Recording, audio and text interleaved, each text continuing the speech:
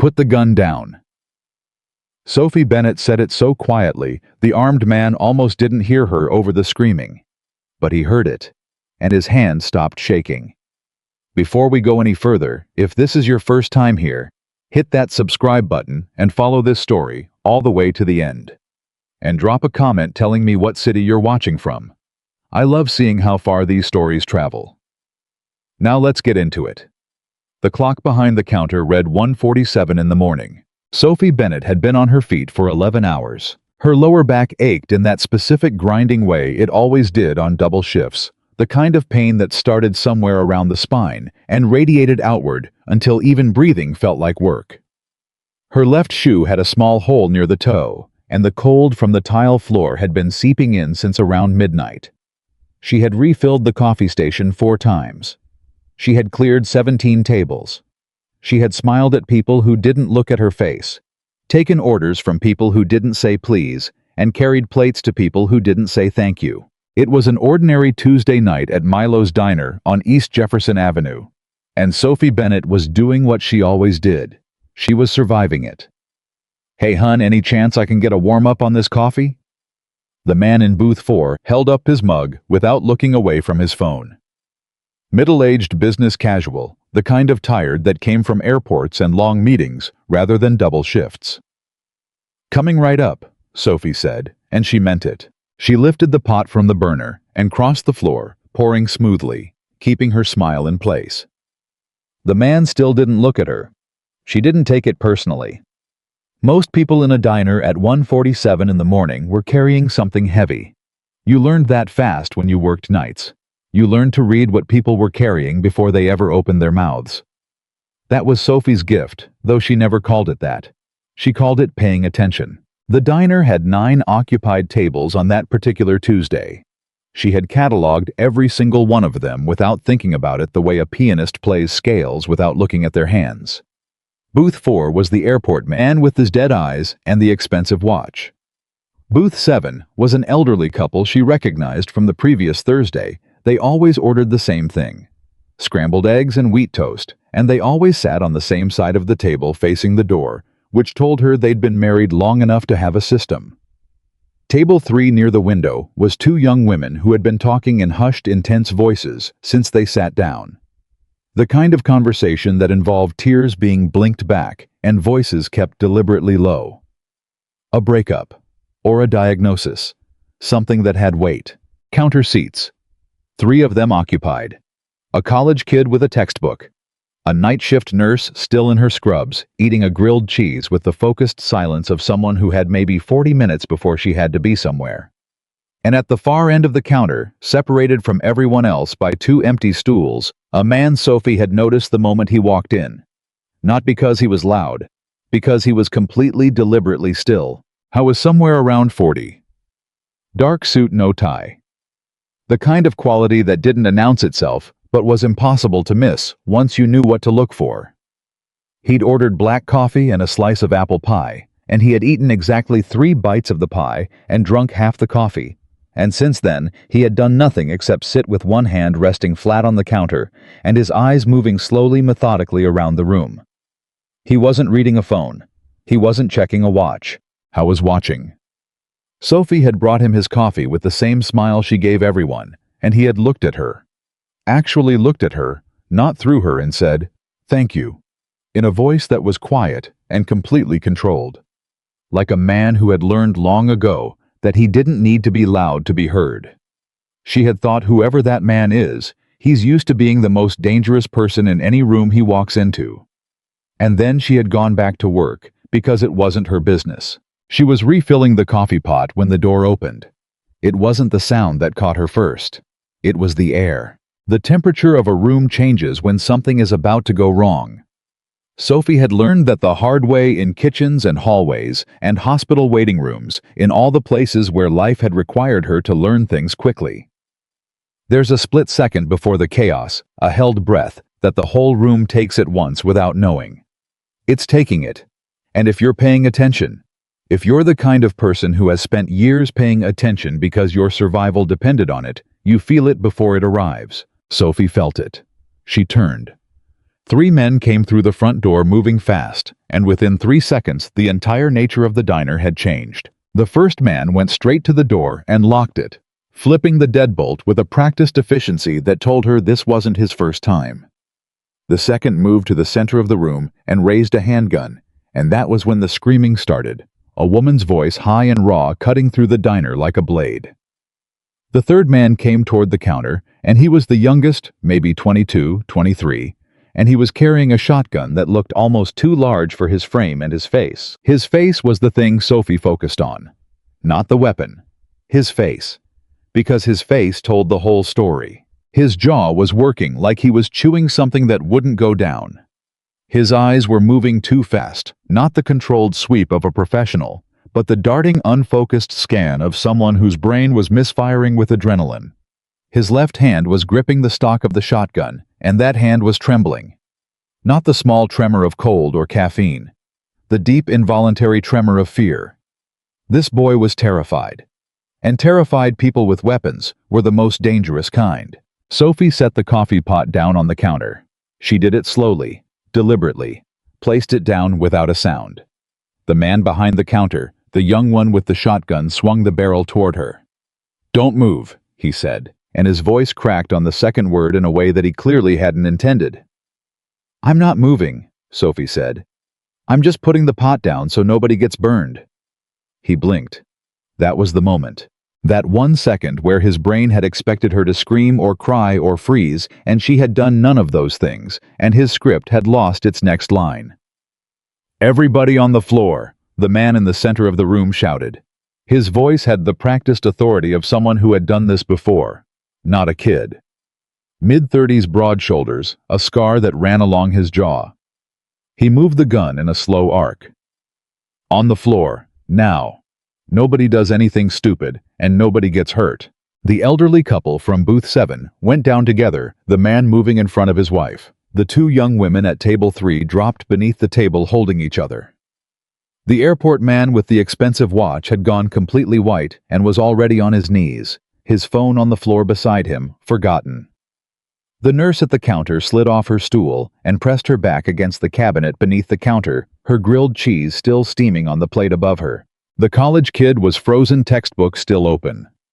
Sophie said quietly and clearly to the frozen kid, "Hey, slide down, slow, don't make any sudden movements."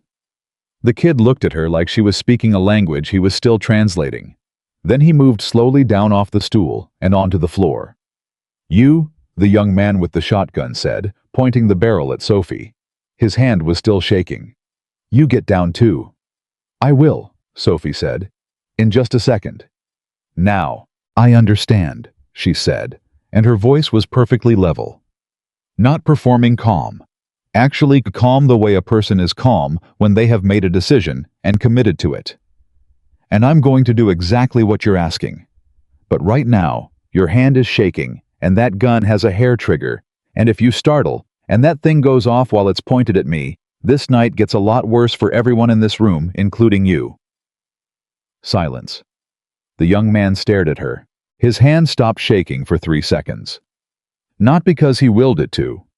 Because she had named the thing, and naming it had somehow broken its hold on him, the way naming a bad dream can make it shrink. "Don't talk to me like that," he said. "I'm not disrespecting you," Sophie said. "I'm trying to make sure none of us get hurt, that's all." From across the room, the man with the scar, the one who had been shouting, had gone quiet. He was watching Sophie with an expression she couldn't fully read from this distance. Not anger, not surprise exactly, something in between. "Marcus," he said. The young man with the shotgun. Marcus looked over. "Let her get behind the counter, she's not a threat." Marcus hesitated, looked back at Sophie, then nodded once, short and jerky. Sophie moved behind the counter. She passed within 2 feet of the man at the end of the counter, the still watchful man in the dark suit, and she glanced at him for a fraction of a second. He had not gone to the floor. He was still seated on his stool, both hands visible resting flat on the counter, and he was watching the 3 intruders with an expression so controlled it barely registered as an expression at all. He was calculating. She could see it. Behind the stillness, behind the absolute absence of panic, a mind was moving very fast. She filed that away and kept moving. "The register," the man with the scar said, redirecting his attention to Sophie. "Open it." "Okay," Sophie said. She moved to the register. Her fingers found the key by muscle memory, 11 months of the same routine, and muscle memory didn't care about robbery, it just did its job. "There's about $400 in here, maybe $450. It's all ones and fives mostly." "Open it." She opened it. The man with the scar moved toward the counter. He kept the gun level, kept his eyes moving, a professional's habit. "Take it out, all of it. Put it in the bag." He slid a canvas bag across the counter. Sophie began removing the bills. "Where's the back office?" the man with the scar asked. "Down the hall past the kitchen," Sophie said. "Manager's off tonight. Office is locked and I don't have the key." "You're lying." "I'm not," Sophie said. She pulled the last of the bills from the register drawer. "Mr. Alvarez takes the key home every night. He doesn't trust the night staff with it. You can check my pockets if you want. I've got a house key, a lip balm, and $6 in personal cash."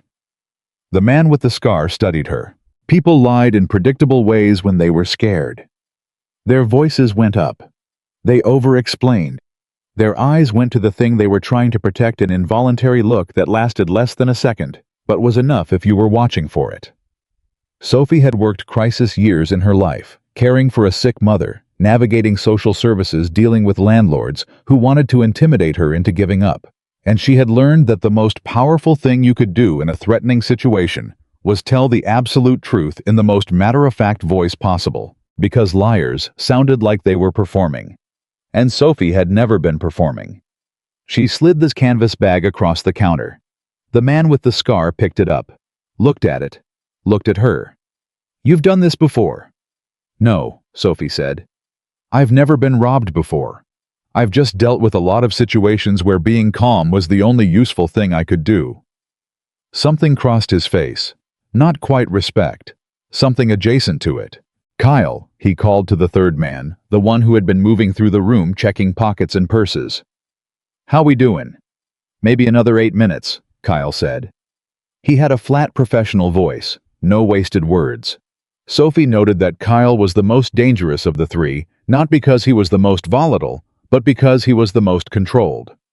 8 minutes. She looked at the elderly man from booth 7. He was on the floor, and his color was wrong. Grayish around the mouth, and his breathing had a quality to it, shallow, effortful, that she recognized from hospital waiting rooms.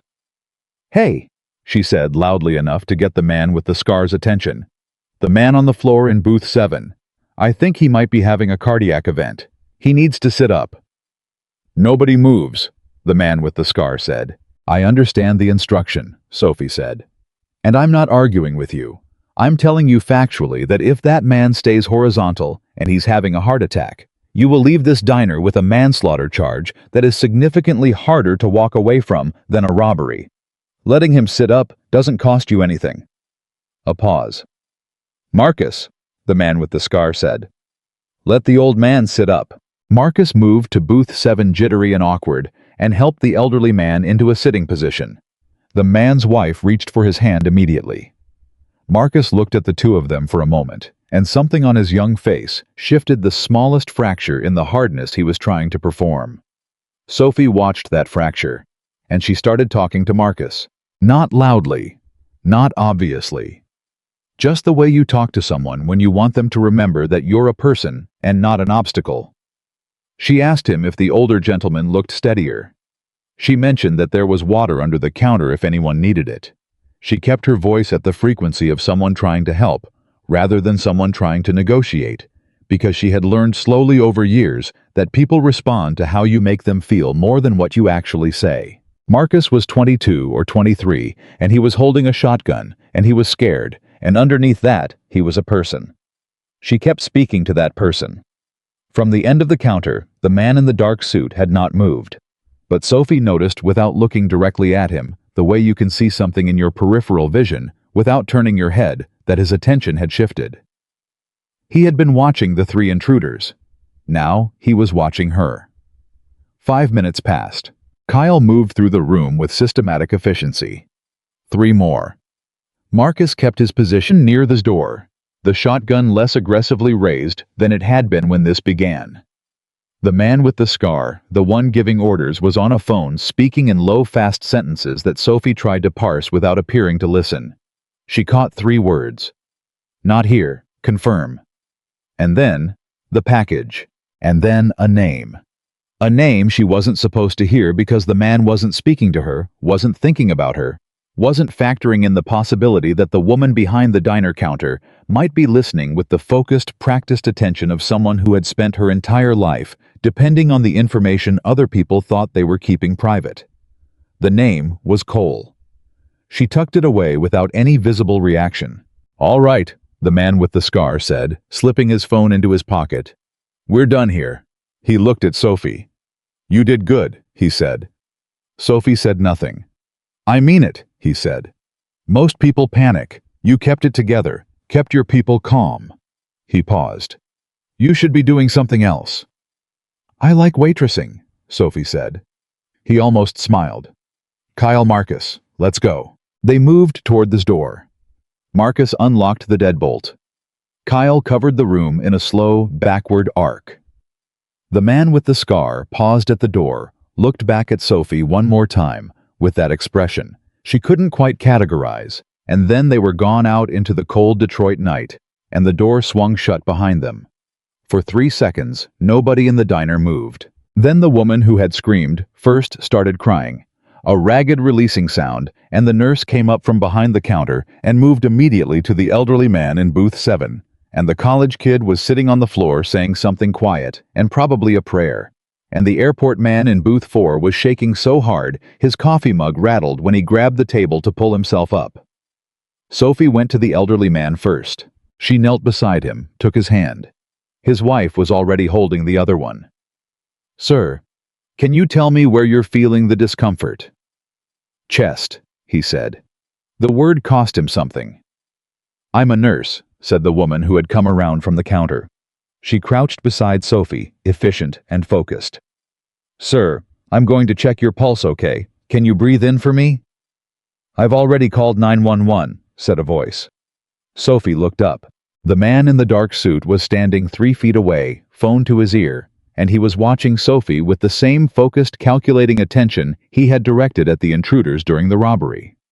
Except now, the calculation had a different quality to it, less tactical, more interested. "Thank you," Sophie said. He nodded once. "They're sending units," he said into the phone. Then he lowered it and looked at Sophie directly for the first time since the robbery began. "You heard the name. It wasn't a question." Sophie looked at him for a moment. She had learned over years not to answer a statement masquerading as a question until she understood what the statement was really asking. "I'm sorry," she said. "When Marcus and his people were here," the man said. His voice was still quiet, still controlled. But something had shifted in it, a quality she hadn't been able to place before, that she could now identify as attention. Real attention, not the performative kind. The man giving orders made a phone call. He said a name. "You heard it." "I heard a lot of things," Sophie said carefully. "I was standing right there." The man studied her for a moment. Then he said very simply, "My name is Damian Romano, and the name you heard tonight is going to create problems for you." Sophie held his gaze. Her pulse had been steady throughout the entire robbery. It was steady now. That wasn't bravado. It was just the particular kind of steadiness that develops in a person who has been surviving emergencies since childhood. The knowledge bone deep and unshakable that panic never helps, that the next right action is always available if you look for it, and that fear is information, not a command. "I appreciate the warning, Mr. Romano," she said. "But I don't know what you're talking about, and right now I have people in this diner who need help. So if you'll excuse me." She turned back to the elderly man. Behind her, she felt Damian Romano's gaze on her back. Not threatening. Something more complicated than that. The siren started a few minutes later, distant at first, then closer, the red and blue light beginning to paint the diner windows in rotating colors. Sophie moved through the room the way she moved through every difficult thing in her life systematically, without drama attending to what was in front of her. She brought water to the young women at table 3, who were still holding hands. She picked up the college kid's fallen textbook and set it on the counter. She found a clean towel and brought it to the airport man who had cut his hand on something when he went down and hadn't noticed. She did all of this before thinking about herself. She did not think about the name she had heard. She did not think about what it might mean that Damian Romano had identified her as someone who had heard it. She would think about those things later.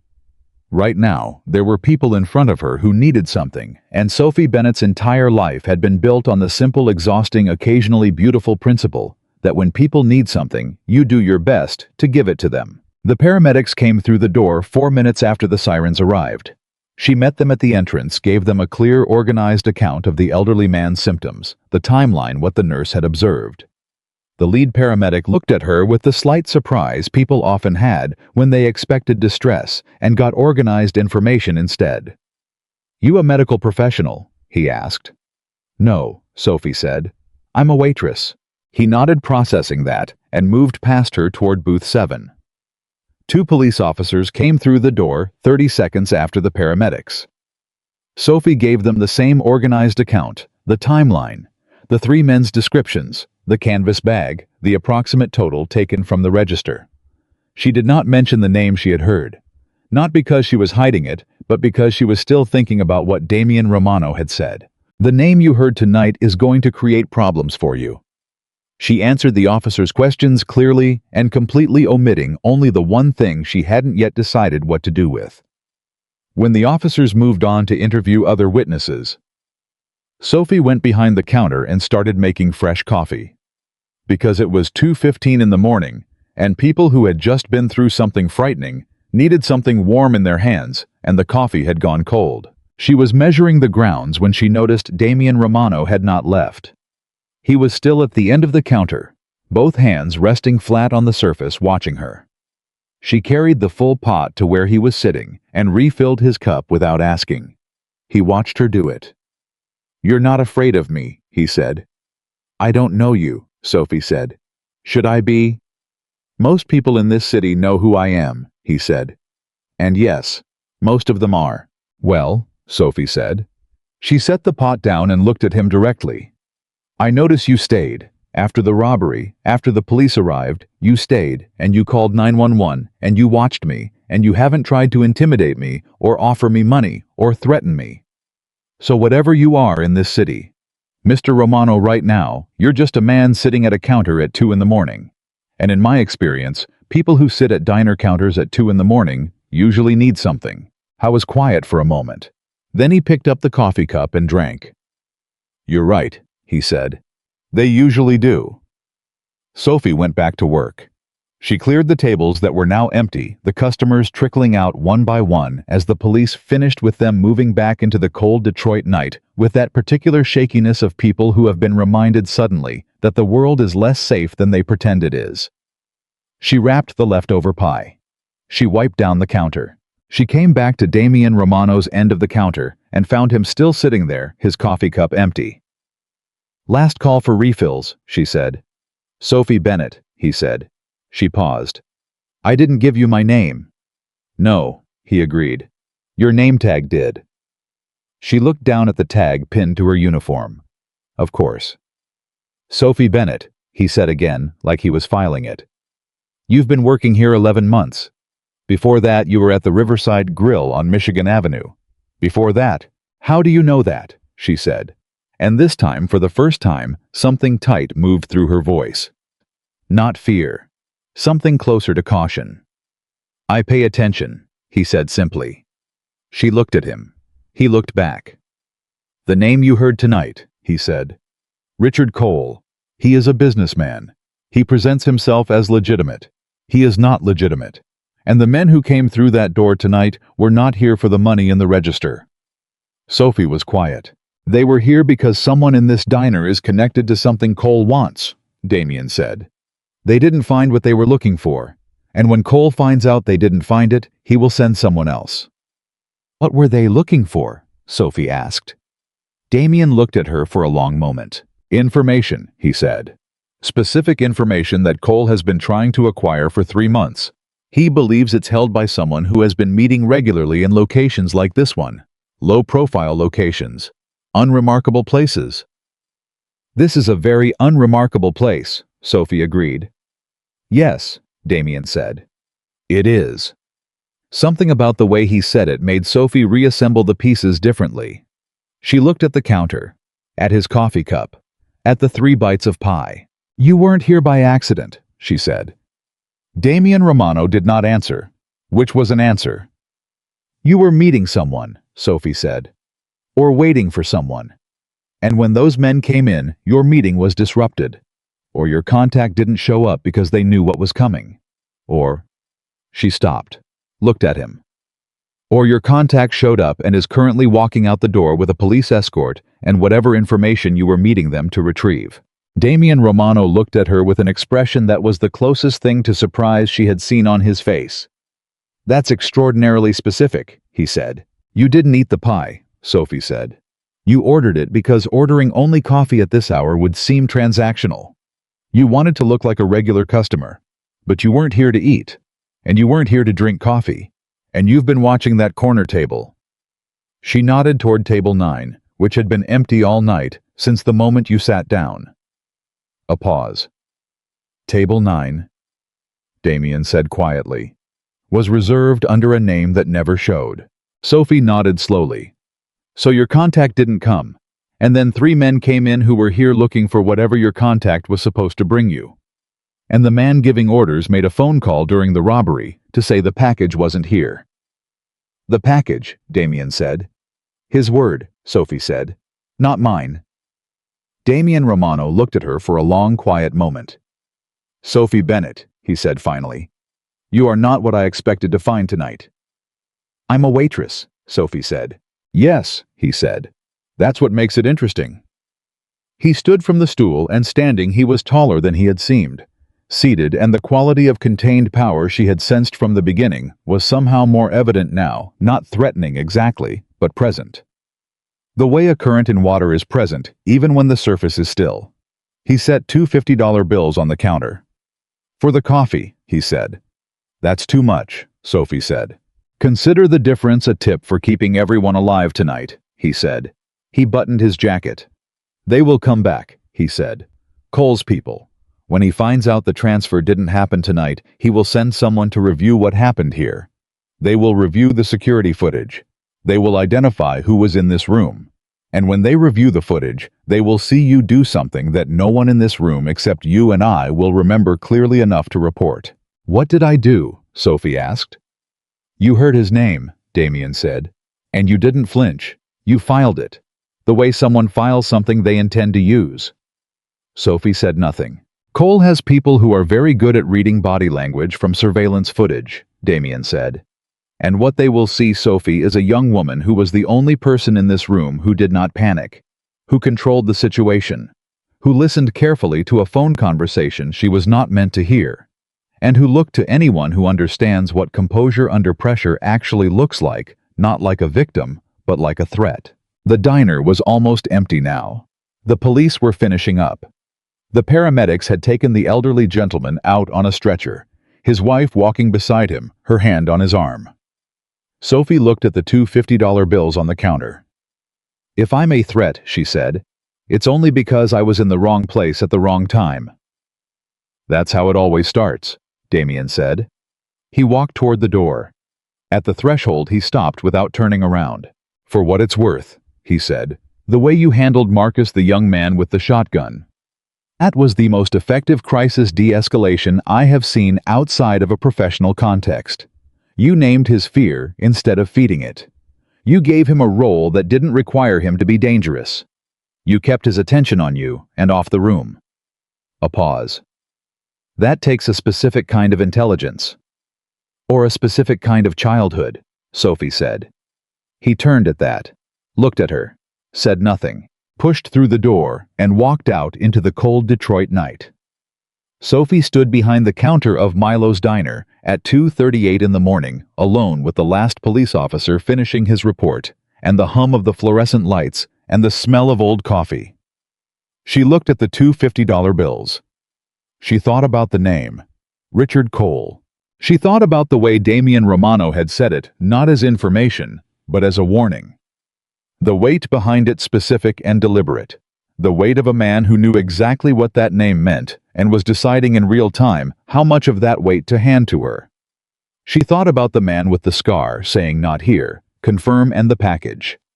She thought about table 9 empty all night reserved under a name that never showed. She reached under the counter and found the small notepad she used for orders. She uncapped her pen. She wrote down everything she had heard. Every word, every detail, the timeline, the names, the phone call fragments. The specific quality of Kyle's controlled professionalism versus Marcus's panicked volatility versus the man with the scar's experienced authority. She wrote it down the way she had learned to write things down fast, specific without editorializing, because she had learned that memory was unreliable and details mattered. She tore the page out and folded it and put it in her pocket. Then she took the two $50 bills and put them in the tip jar. She picked up the coffee pot. She refilled the last officer's cup. And she thought, whatever just started, I did not choose it. But she had learned over a lifetime of things she had not chosen. That what you didn't choose and how you responded to it were two entirely different things. The lights in the diner hummed. Outside Detroit moved through its night, and Sophie Bennett, who had spent 26 years learning to survive everything that came at her by paying attention, folded her notepad into her apron pocket and started clearing the last of the tables. She had the morning shift in 5 hours. She would sleep when she had time to sleep. For now, there was work to do. She didn't sleep. She told herself she would. She told herself that the moment she got home, got out of her uniform, got the smell of coffee and adrenaline off her skin, she would lie down and her body would do what it needed to do. Her body was tired enough. 11 hours on her feet, and then a robbery, and then 2 hours of police questions and post-incident cleanup. Her body had every right to collapse. But her mind wouldn't let it. She lay on top of her covers at 4 in the morning, with the folded notepad page on the nightstand beside her, staring at the water stain on her ceiling that had been there since November, and she thought about everything she had heard and everything she had seen, and the specific measured way Damian Romano had said they will come back. Not might. Will. She had been in situations before where someone powerful had looked at her and decided she was a problem. A landlord who wanted her out of her apartment so he could raise the rent. A supervisor at her second job who didn't want anyone noticing the money he was skimming. A social services caseworker who had decided for reasons Sophie never fully understood that she wasn't a fit guardian for her brother Danny and needed to be managed rather than helped. Every single time the person who looked at her and decided she was a problem had made the same mistake. They had looked at what she had, which was very little, instead of what she was. She picked up the notepad page and read it again in the dark. Richard Cole. The package. Not here. Confirm. Table 9 empty all night. She put it back down. She thought about Damian Romano's hands on the counter. Flat. Completely still. The hands of a man who had spent years learning not to betray himself through movement. She thought about Marcus, 22 years old, and terrified holding a shotgun, like it was something he'd been handed rather than something he'd chosen. She thought about the man with the scar saying you should be doing something else, and she thought maybe. But doing something else required money, and money required time, and time was the one thing that had always been in short supply. Her phone buzzed at 5:17 in the morning. Unknown number. She stared at it for 2 rings, then answered. Ms. Bennett. A man's voice. Not Damian Romano's different quality, more practiced the voice of someone who made professional calls at all hours. My name is Victor. I work for a mutual acquaintance of ours. He asked me to let you know that your shift this morning has been arranged. My shift, Sophie said flatly. It's 5 in the morning. Mr. Alvarez has been contacted, Victor said. Your shift is covered. You don't need to come in today. She sat up in bed. Who authorized that? The same person who authorized a car to be outside your building at 9 o'clock this morning, Victor said. If you choose to get in, it will take you somewhere you can have a conversation in private. If you choose not to get in, that is entirely your decision, and no pressure will be applied." A pause. "He said to tell you specifically," Victor continued, "that the name you heard last night is more dangerous than you currently understand, and that the people who will review last night's security footage do so very quickly." The line went dead. Sophie sat on the edge of her bed in the dark. She thought about what Damian Romano had said. She thought about what it meant that he had called her employer, arranged her shift coverage, and had a car outside her building, all before 5:30 in the morning. She thought about the word, the way he had said it. They will come back. At 8:55 in the morning, Sophie Bennett walked out of her building in clean clothes with her notepad page in her jacket pocket, and stood on the sidewalk and looked at the black car idling at the curb. The driver got out and opened the rear door without speaking. Sophie got in. The building Damian Romano worked from did not look like anything from the outside. A converted commercial space in a part of Detroit that had been slowly reclaimed from abandonment, not glamorous, not visibly powerful, which she suspected was precisely the point. The driver brought her through a side entrance and up 2 flights of stairs, and through a door that opened into an office that was larger than it appeared from the hallway, with tall windows and a long table and bookshelves that held what looked like actual books, read rather than decorative. Damian Romano was standing at the window with a coffee cup when she walked in. He turned. He was dressed differently than the night before. Still precise, still controlled, but the suit jacket was gone. The sleeves of his shirt were rolled to the forearm, and there was something about him in daylight that was both more human and more present. "You came," he said. "You arranged my shift coverage," Sophie said. "Which means you either knew I'd come, or you were being presumptuous." "The second one," he said. "Sit down. Do you want coffee?" "I've had enough coffee to last me until Thursday," Sophie said. But she sat. He sat across from her. No desk between them. Just the table and 4 feet of air. "Last night," he said, "you identified from observable behavior alone that I was waiting for a contact who didn't arrive. You extrapolated the purpose of the robbery from a 3-word phone call fragment. And you managed the most volatile person in the room, a frightened young man with a loaded weapon, using nothing except the quality of your voice. I also refilled your coffee twice and charged you diner prices," Sophie said. "Don't make me into something I'm not." "I'm not making you into anything," Damian said. "I'm describing what I saw." "What you saw was someone trying to keep people from getting shot," Sophie said. "That's it." "What I saw," Damian said, leaning forward slightly, "was someone who understands people. Not in an abstract way. In a practical, instinctive way that is extraordinarily rare and almost impossible to teach." Sophie looked at him. "Mr. Romano," she said, "you arranged a car and cleared my work schedule and brought me here. I assume you have a reason beyond complimenting my people skills." He was quiet for a moment. Something moved behind his eyes, not reluctance exactly. The particular stillness of a person assembling the right words. "Richard Cole," he said. Sophie waited. "He's been in Detroit for 18 months, Damian said. On the surface, he's a commercial real estate developer. He has 6 legitimate businesses, 3 charitable foundations, and a reputation in this city as a job creator and civic leader. He sits on 2 nonprofit boards. He attends the right events. He knows the right people." A pause. "He is also underneath all of that systematically building a criminal distribution network that has spent the last 18 months absorbing or eliminating every independent operation in this city, including yours," Sophie said. "Not yet," Damian said. "Which is why my contact was supposed to be at Milo's diner last night." "What was the contact bringing you?" Damian considered her for a moment. "Documentation," he said. "Financial records that connect Cole's legitimate businesses to his criminal infrastructure. The kind of documentation that in the right hands makes it impossible for him to continue operating in Detroit." "The right hands being," Sophie started. "Not the police," Damian said simply. "Cole has relationships with the police. The documentation would disappear within 48 hours of being submitted through official channels." He paused. "The right hands are federal. Specifically a federal task force that has been building a case against Cole for 11 months and is missing exactly one thing. The financial link, Sophie said. Yes. And your contact was going to provide it. My contact was going to provide it, Damien confirmed.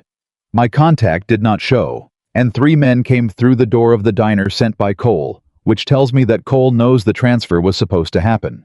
Which means, your contact told him, Sophie said.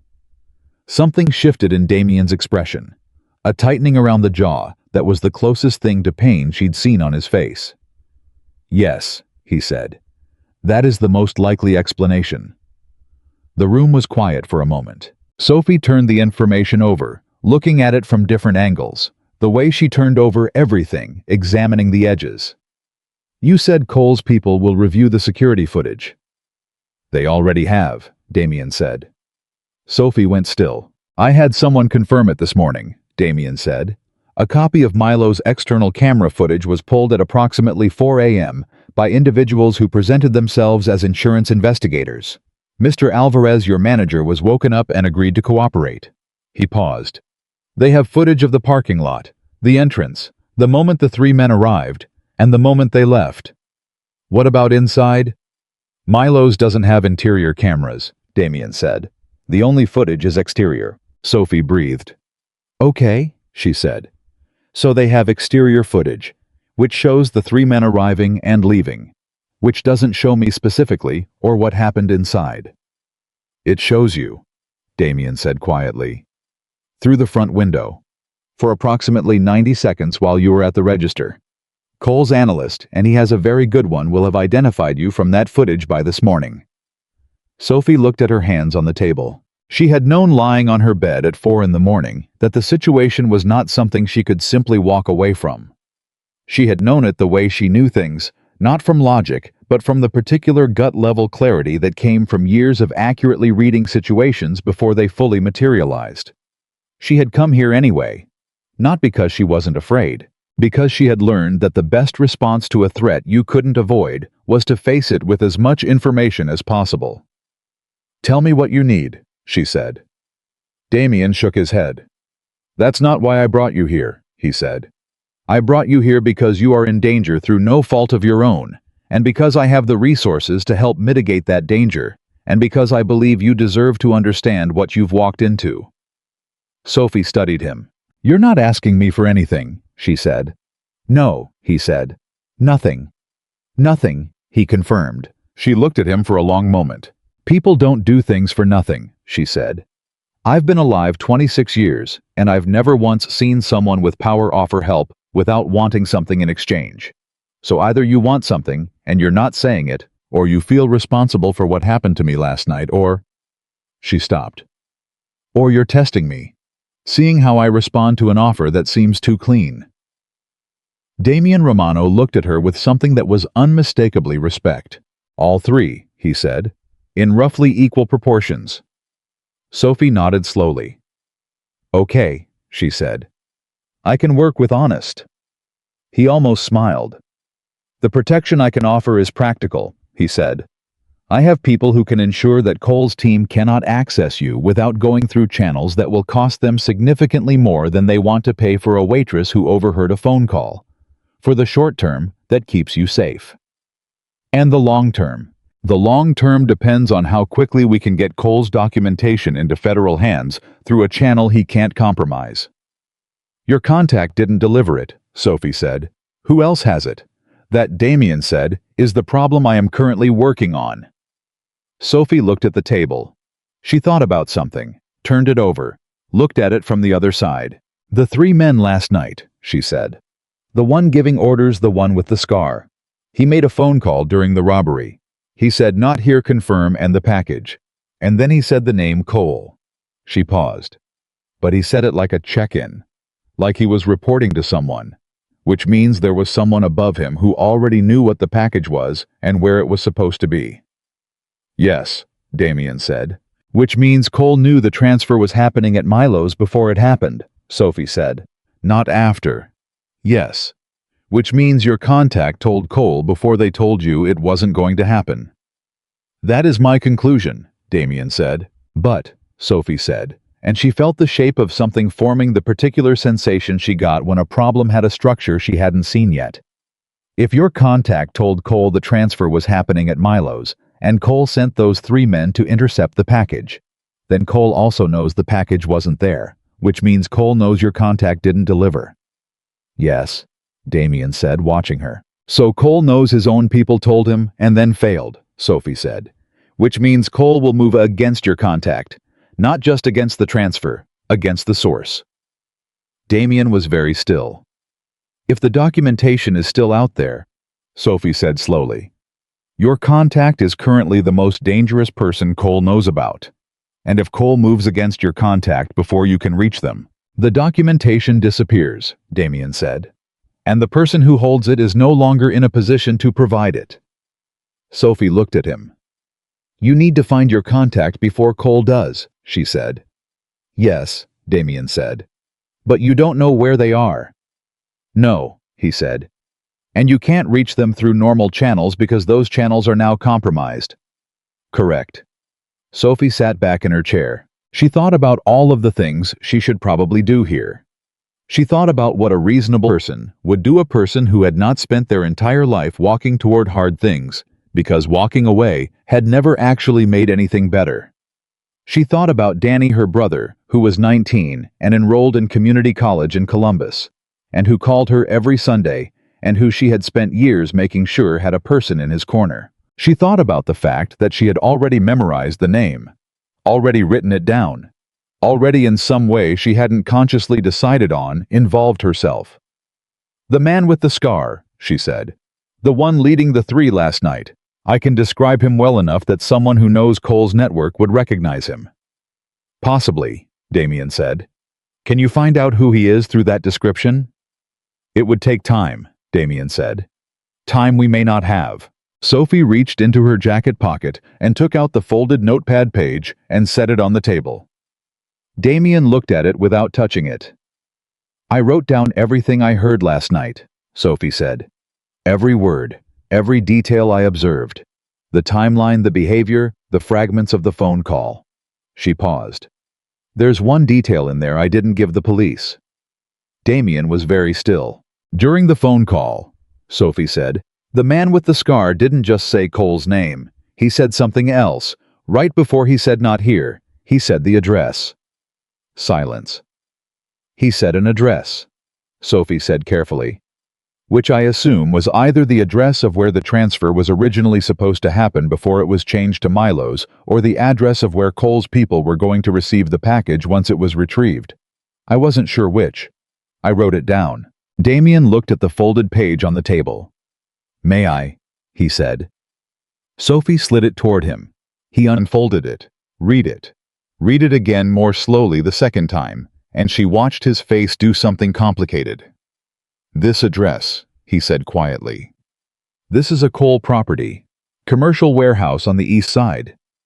He looked up at her. This is not where they were going to receive the package.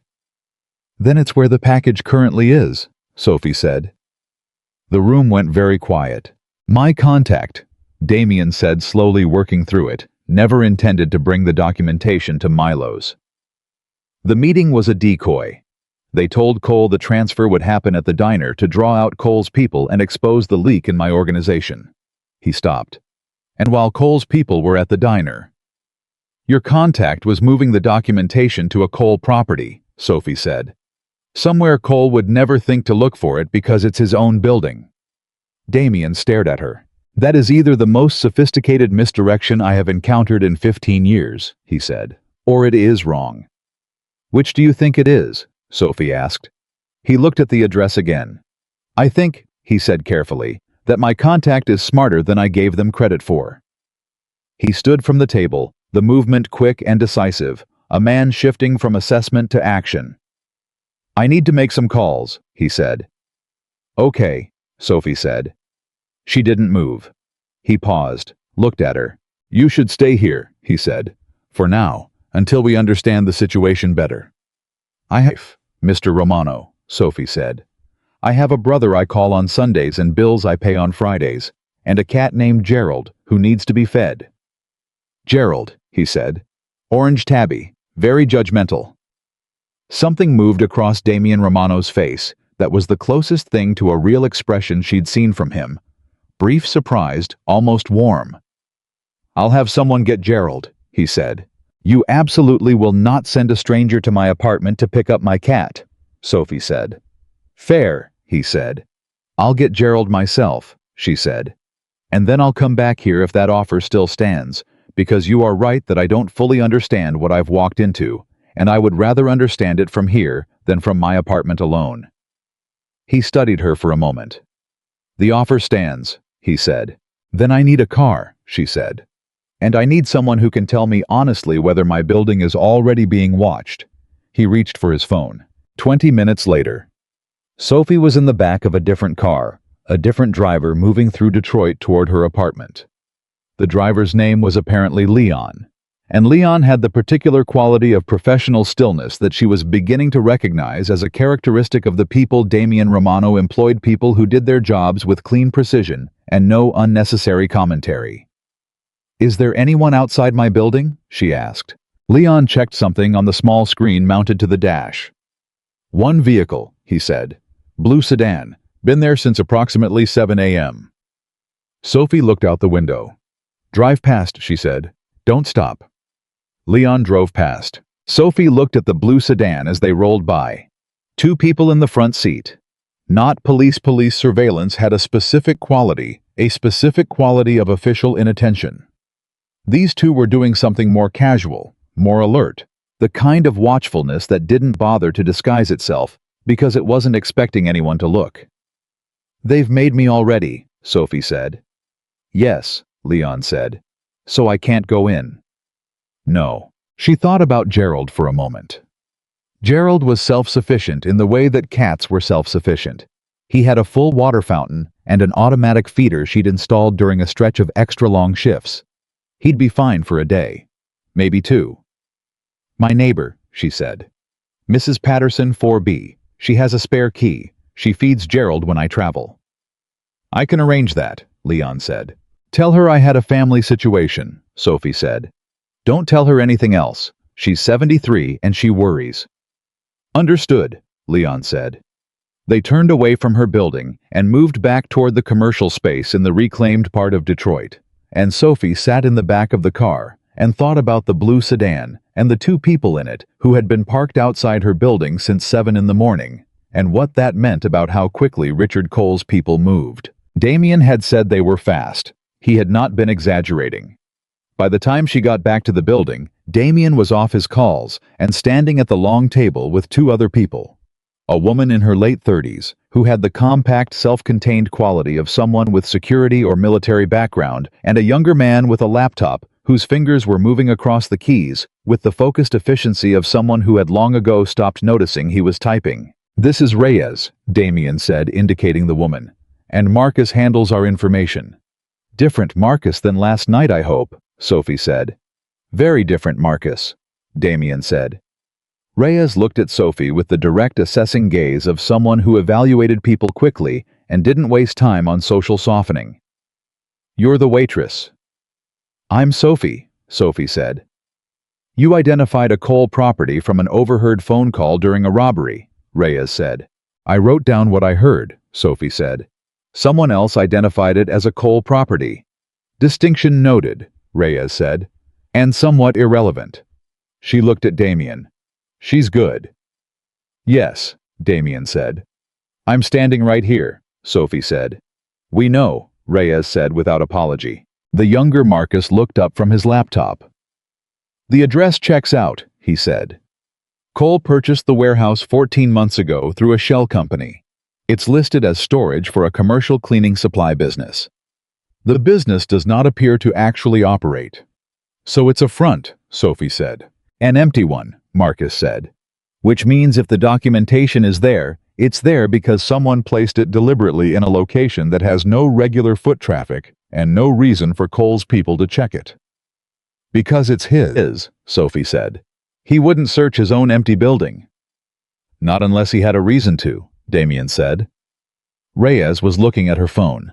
Then she looked up and her expression had changed in a way Sophie couldn't immediately read. "We have a problem," she said. Damian looked at her. "Cole's people didn't just pull the footage from the diner," Reyes said. They've also been running a secondary identification. She turned her phone so Damien could see the screen. They cross-referenced the witness list from the police report. How did they get the witness list? Sophie said. That was filed this morning. Cole has a contact inside the precinct, Damien said, and his voice had gone flat and controlled in a way that made the words land more heavily than if he'd shouted them. The witness list has your name and address on it, Reyes said to Sophie, which means the car outside your building was not a coincidence. They had your name before 7 a.m. Sophie absorbed that. She thought about the police officer who had taken her statement, the pad he had written on, the report that would have been filed through the precinct's systems within hours.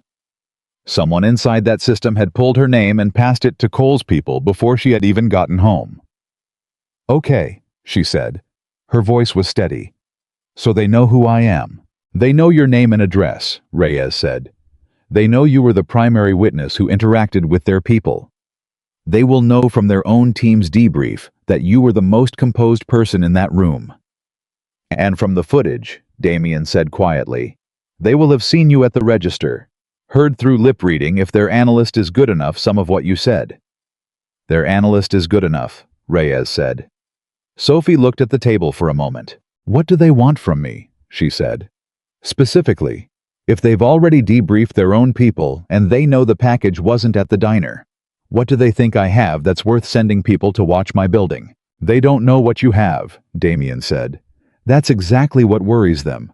A composed, observant witness who interacted directly with their team. They don't know what you saw, what you heard, what you remember. Cole operates on the principle that uncertainty is more dangerous than a known threat. So they're watching me because they don't know whether I'm a problem, Sophie said. Yes, Damien said.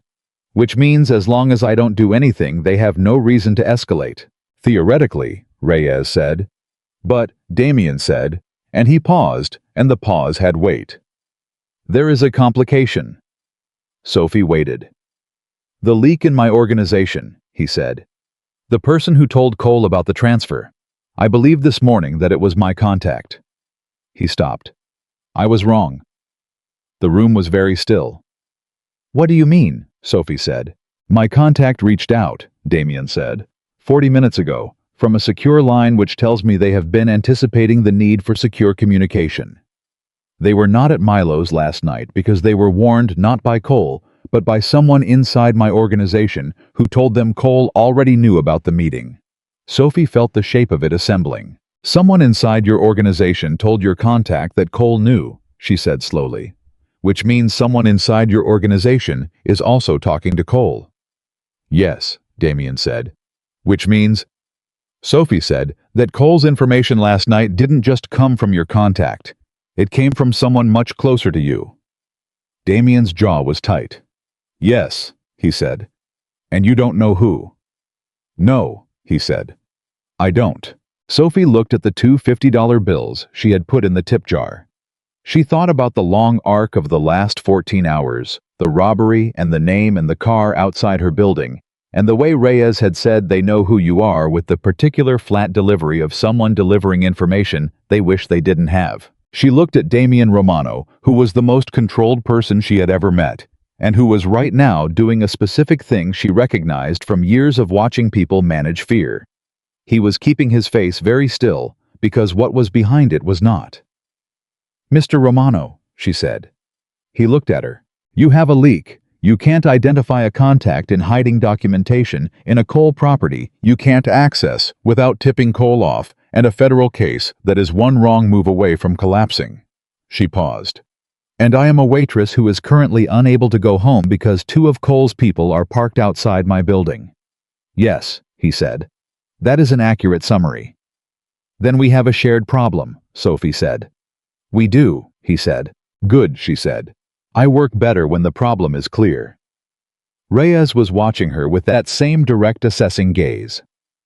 One more thing, Reyes said, and the particular flatness in her voice made Sophie's attention sharpen before the words arrived. Cole requested a meeting. Damien looked at her. When? The request came in 20 minutes ago, Reyes said. He wants to meet tomorrow. Neutral location his choice. He says it's to discuss a business arrangement. She paused. He also said to tell you that he understands there was some confusion last night and he'd like to clear the air. The room was quiet. Sophie thought about the word confusion and what it meant in the mouth of a man who had sent 3 armed people into a diner and had a contact inside the police precinct and had been systematically absorbing or eliminating independent operations across Detroit for 18 months.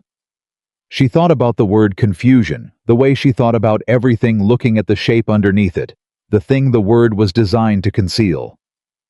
"He knows I'm here," Damien said. "He knows you're meeting with your people," Reyes said. "He may know more." Damien was quiet for a long moment. Then he looked at Sophie, and Sophie looked back at him, and she thought about everything she had observed in the last 14 hours. His stillness, his precision, the way he assembled information, and the way he handled the moments when information didn't fit. And she thought about the fact that he was right now in a room with a leak. He couldn't find facing a meeting request from a man who had just displayed exactly how much of Damien's operation he could see. "He's not clearing the air," Sophie said. "No," Damien said. "He's seeing how you respond to being tested," she said. "If you refuse the meeting, he knows you're afraid. If you accept, he learns something from how you come to the table." "Yes," Damien said. "And whoever is feeding him information from inside your organization," Sophie said, "will tell him whatever you decide before you've finished deciding it." The room was very quiet. "Then we have to make the decision worth overhearing," Sophie said. Damien Romano looked at her across the table in the converted office in the reclaimed part of Detroit in the flat. Gray morning light, and something moved through his expression that was more complicated than anything she had a name for. "How do you do that?" he said. "Same way I handled Marcus last night," Sophie said. "You don't try to control the information. You control what the information means." She reached for the notepad page that was still on the table and turned it over to the blank side. "Tell me everything you know about Richard Cole," she said. "Not his record, not his reputation. Tell me about him. How he thinks, what he wants, what he's afraid of." Damien sat back down. Reyes pulled up a chair, and Marcus at his laptop started a new document. Outside Detroit moved through its morning gray and cold and ordinary. Inside 4 people, who had arrived at the same problem from very different directions, began carefully and seriously to build a way out of it. The notepad page sat between them on the table blank side up, and Sophie had her pen ready, and for a moment, nobody spoke. Then Damien said, "Richard Cole grew up in Lansing, scholarship kid, first in his family to go to college. Built his first legitimate company at 28 and sold it at 32 for enough money to stop needing scholarships and start needing accountants." "That's his record," Sophie said. I said, "Tell me about him." Damien paused. "He's meticulous," he said, and this time the word had a different quality, personal observed. "Everything he builds has layers. The legitimate businesses cover the criminal ones. The criminal ones fund expansion of the legitimate ones. He doesn't separate the 2 worlds. He braids them." "What does he want?" Sophie said. "Control," Damien said. "Not money. He has money. He wants to be the single authority in Detroit's underground economy. Every independent operator either absorbed into his network or removed from the board." "And what is he afraid of?" Damien was quiet for a moment. Reyes spoke instead. "Exposure," she said. "Everything Cole has built depends on the gap between what he appears to be and what he is. His board memberships, his charitable foundations, his city relationships, all of it evaporates the moment those 2 worlds are visibly connected." "So his fear isn't losing money," Sophie said. "It's losing the version of himself he's built." "Yes," Reyes said. Sophie wrote something on the notepad. Not a word. A shape and arrow pointing inward. "He requested a meeting," she said. "Tomorrow, neutral location, his choice." "Yes," Damien said. "And whoever is leaking from inside your organization will tell him whatever you decide," Sophie said. "Which means anything you plan in this room could be on Cole's desk before morning." "That is the problem," Damien said. "No," Sophie said. "That's the leverage." She looked up from the notepad. Reyes was watching her with the focused attention of someone recalibrating an assessment. Marcus had stopped typing.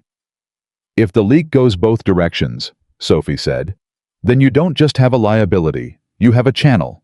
You can feed Cole exactly what you want him to believe, delivered through a source he already trusts. The room absorbed that. Damien leaned back in his chair slowly. You're talking about using the leak deliberately. I'm talking about the fact that Cole thinks his asset inside your organization is an advantage, Sophie said. It is right now, but only because you're trying to find and close it. What if you don't close it? We feed false information, Reyes said, and her voice had sharpened with something that sounded like professional appreciation. Specific false information, Sophie said, designed to produce a specific response from Cole, something that tells you not just what he does, but who tells him. Damien was very still. If we control what goes through the leak, he said slowly, and Cole responds in a way that could only happen if he received that specific information, then you know exactly who in this room is talking to him, Sophie said. The silence that followed had a different quality than the silences before it. This one had weight and shape and possibility. Reyes looked at Damien. Damien looked at Sophie. Marcus looked at his laptop and then at all three of them. There's a problem with that, Marcus said. He had a careful, methodical voice, the voice of someone who thought in systems.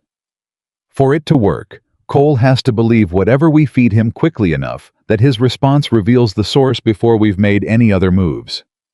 If he sits on the information, he won't, Sophie said. Not if we give him something he feels he needs to act on immediately. Such as, Reyes said. Sophie thought for 3 seconds. Tell him you've already retrieved the documentation from the warehouse, she said. The room went completely still. Tell your people, Sophie said, in a setting where the leak can hear it. Say the documentation has been recovered and is already in transit to the federal contact. That you expect the handoff to happen within 24 hours. She paused. If Cole believes the documentation is moving right now, he cannot afford to wait. He will move immediately to intercept. And wherever he moves. We see who told him, Damien said. And we see how fast the information traveled, Sophie said. Which tells you a great deal about how direct the channel is. Damien looked at Reyes. Reyes looked back at him. It's a clean play, she said. High risk. If Cole doesn't respond the way we expect, we've shown our hand. He'll respond, Sophie said. He's meticulous. If the documentation reaches federal hands, everything he's built is at risk. He won't gamble on sitting still. You've been in the room with him for approximately 10 seconds worth of overheard phone call, Reyes said. You're very confident for someone who's never met him. I haven't met him, Sophie said. But I've met what he built. I saw his people last night. The man with the scar experienced controlled following protocol. Kyle professional no waste. Marcus. She stopped and something moved across her face that was briefly and unexpectedly gentle. 22 years old, and scared out of his mind, and still doing what he was told. Those 3 men tell me a lot about the person who put them in that diner. What do they tell you? Damien asked. That Cole is disciplined enough to run a tight operation, Sophie said. Disciplined enough that the men he sends follow procedure even under pressure. But Marcus was too young for that job. Too frightened. Which means Cole is also the kind of man who underestimates the cost of what he asks people to do. She paused. He's meticulous about systems.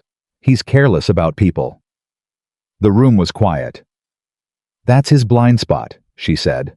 Damien Romano looked at the woman sitting across from him and did something she hadn't seen him do yet.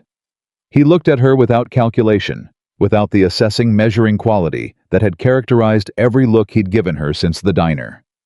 He just looked at her directly, the way you look at something that has surprised you in a way you didn't know you needed. Then his phone rang. He looked at the screen. Something shifted in his expression, small and controlled, but she caught it. I need to take this, he said. He stood and moved to the far side of the room, turning slightly away, his voice dropping to the low, controlled register of a private conversation. Reyes looked at Sophie.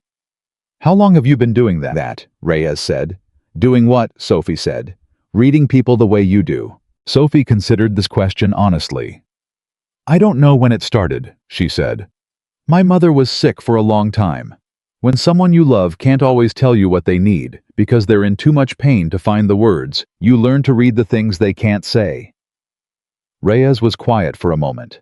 My mother too, she said, not elaborating, not inviting elaboration, just acknowledging the way women who had carried difficult things sometimes acknowledged each other briefly, directly, without performance. Okay, Damien said from across the room, and his voice had the clipped, closed quality of a call that had not gone well. He came back to the table. That was my contact, he said. Everyone looked at him. They've made contact with the federal liaison, he said. The task force is aware the transfer didn't happen last night. They're giving us 48 hours before they pursue alternative channels. He paused. Alternative channels means building their case without the financial documentation, which means a weaker case, which means Cole walks or gets a fraction of what he deserves and rebuilds within 18 months. 48 hours, Marcus said.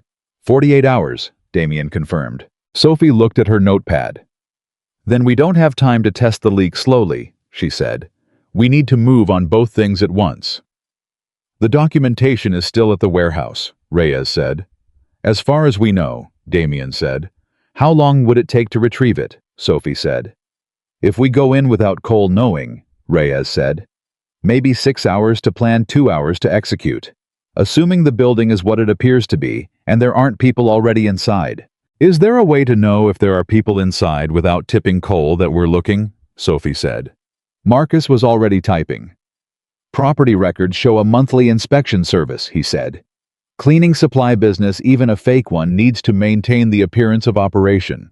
The inspection is logged. His fingers moved. Next scheduled inspection is... He stopped. When? Damien said. Yesterday, Marcus said. The inspection was scheduled for yesterday afternoon and was apparently skipped. Sophie looked at Damien. Your contact moved the documentation there yesterday, Sophie said. Before Milo's. The inspection was skipped because whoever normally conducts it knows not to go near that building right now.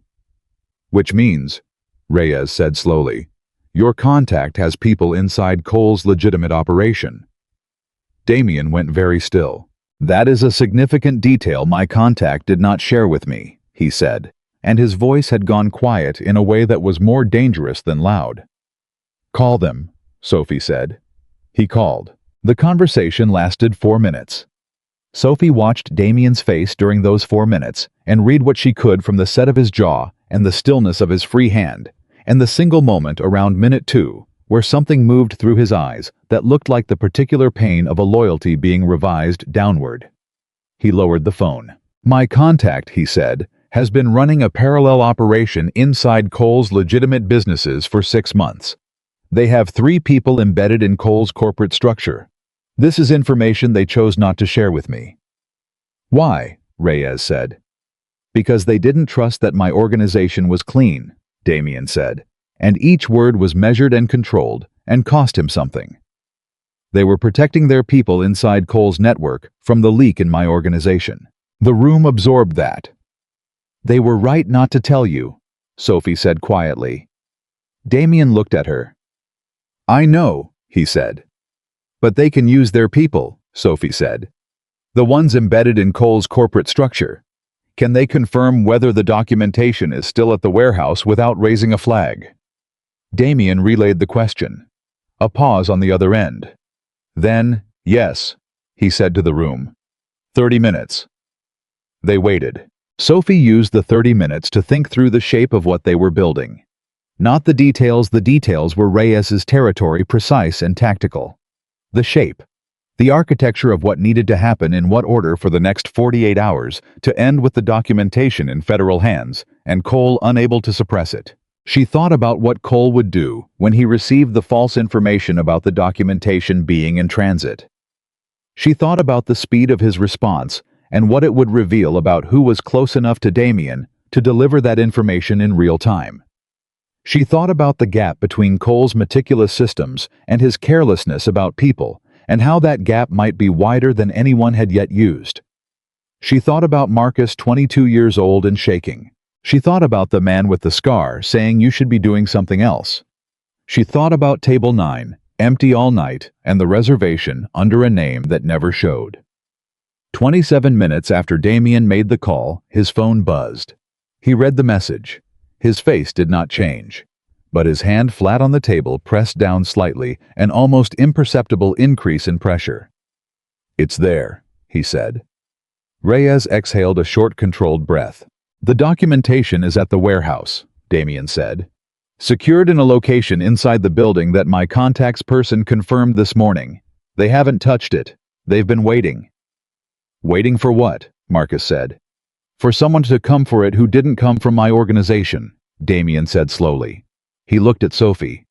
"They're waiting for a channel Cole can't have contaminated." Sophie understood before he finished saying it. "They want me to retrieve it," she said. "Not retrieve it," Damien said. "Carry it. You would go into the warehouse not as someone connected to my organization, not as someone connected to the federal case, but as an ordinary person with no visible connection to anyone involved. Cole's people won't be watching you for that. They're watching you for what you heard in the diner. They don't know you're connected to the documentation." "Yet," Reyes said. "Yet?" Damien agreed. Sophie sat with that for a moment. She turned it over, looked at the edges, found the places where it could go wrong, and looked at those honestly the way she looked at everything. Not to find reasons to refuse, but to understand what she was walking into. "If I go into that building and Cole's people are watching me," she said, "they'll know immediately that the documentation is there." "Yes," Damien said. "Which is why you won't go directly, and why you won't go alone." "I won't go with your people either," Sophie said. "If I'm walking into a Cole property, I need to look like I have a reason to be there that has nothing to do with you." "What reason would you have?" Marcus said. Sophie thought for 3 seconds. "I applied for a job last week," she said. Everyone looked at her. "At the cleaning supply company listed as operating out of that warehouse," she said. "I applied through a job board. There are 3 listings posted because legitimate-looking businesses need legitimate-looking job activity. I applied for an administrative position." She paused. "If I followed up on my application in person, it would be a completely ordinary reason for an ordinary person to show up at that address." The silence lasted exactly 2 seconds. "You applied for a job at a coal front company," Reyes said. "I apply for jobs all the time," Sophie said. "I'm a waitress trying to improve my situation. It's completely consistent with who I am." She looked at Damien. "You said Cole's analyst will have identified me from the footage. They know I'm a waitress. They know I live in a 1-bedroom apartment and can't go home right now. A person in that situation applying for better jobs is not suspicious. It's inevitable." Reyes looked at Damien. "She's right," Reyes said. "The risk," Damien said, and his voice had something in it she hadn't heard before. Careful, almost reluctant, "is that if anything goes wrong inside that building, I cannot extract you without exposing everything." "I know," Sophie said. "Cole's people inside that building, if there are any, will not respond the way Marcus did," he said. "They won't be frightened young men who can be talked down." "I know that too," Sophie said. "Sophie." He said her first name for the first time, and the way he said it was different from the way he said everything else, less controlled, more direct. "I am not asking you to do this." "I know you're not," she said. "That's why I'm deciding to." He looked at her for a long moment. "Why?" he said. And it was a genuine question, not rhetorical, not strategic. He actually wanted to know. Sophie thought about how to answer that honestly. "Because Richard Cole sent 3 men into a diner full of ordinary people," she said. "Because an elderly man went to the floor, and his color went gray, and his wife held his hand, and Cole's people didn't care.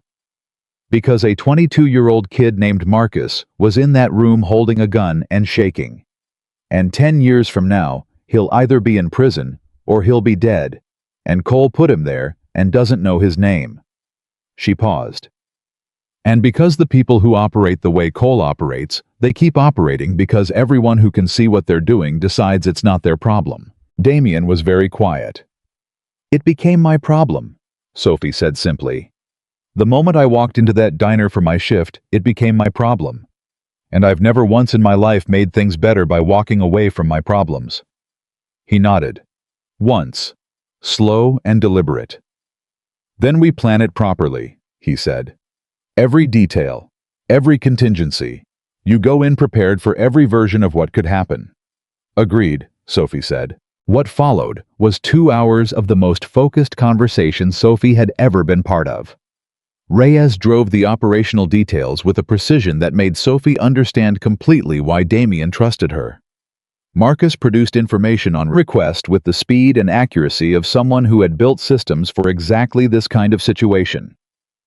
Damien held the whole structure in his head, simultaneously asking questions that revealed how far ahead he was thinking, catching gaps before they became problems. And Sophie did what she always did.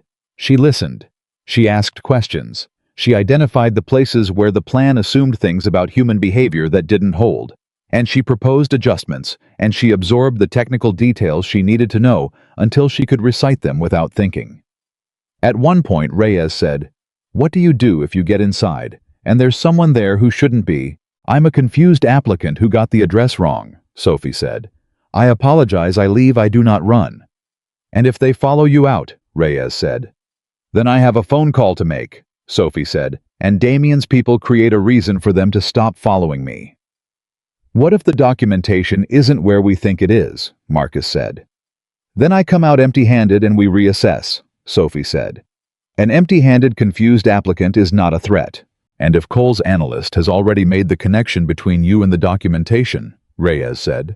This one took Sophie a moment. "If they've already made that connection," she said, "then the building is a trap, and I don't go in. How do we know before I reach the door?" "We'll have 2 people watching from a distance," Reyes said. "Any unusual presence in or around the building gets flagged before you're within 2 blocks." "Okay," Sophie said. "One more thing," Damien said. His voice had the quality of someone arriving at the thing they'd been holding back. "The leak," he said. "We still have to identify it, and we still have to do it in a way that doesn't alert the leak that we're looking." "The false information about the documentation being in transit," Sophie said. "We still run that." "Yes," Damien said. "But the timing has to be right. If we run it too early and Cole moves before you reach the warehouse, run it after I'm inside," Sophie said. "Once I'm in the building, feed the leak the false information. Whatever Cole does next, we'll tell you who told him. And by the time he acts on it, either I'm already out with the documentation or—" She stopped. "Or you're still inside," Reyes said flatly. "Yes," Sophie said. "That's the version we're not planning for," Damien said. "I know," Sophie said. "But it's the version that exists, and ignoring it doesn't make it go away." Damien looked at her steadily. "I will not let that version happen," he said. "You can't promise that," Sophie said. "No," he said. "But I can tell you that if it starts to go wrong, every resource I have moves immediately. No hesitation, no calculation about exposure or cost." Sophie looked at him. She believed him. Not because he was powerful. Not because he was used to keeping promises. Because she had spent 26 years reading people, and what she read in Damien Romano's face right now was something she recognized with the particular accuracy of someone who had felt it herself. The specific loaded weight of a commitment that had already moved past words into intention. "Okay," she said. At 4 in the afternoon, Marcus found the leak. Not through the false information that hadn't been deployed yet. Through something quieter and more mechanical. He had been running a trace on communication patterns inside Damien's organization.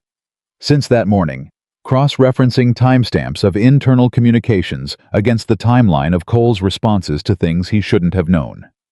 It was patient, meticulous work, the kind that didn't announce itself. "It's not one of your senior people," Marcus said, turning his laptop so the room could see the screen. "It's the building's administrative coordinator. She processes communication logs for the whole organization. She's been with you for 4 years." Damien looked at the screen. He didn't say anything for a long moment. "Elena," he said, not a question. "Yes," Marcus said. "She's 41 years old," Damien said. "She has 2 kids in middle school. She's been with this organization longer than most of my senior staff." "Cole has been paying her for 14 months, Marcus said.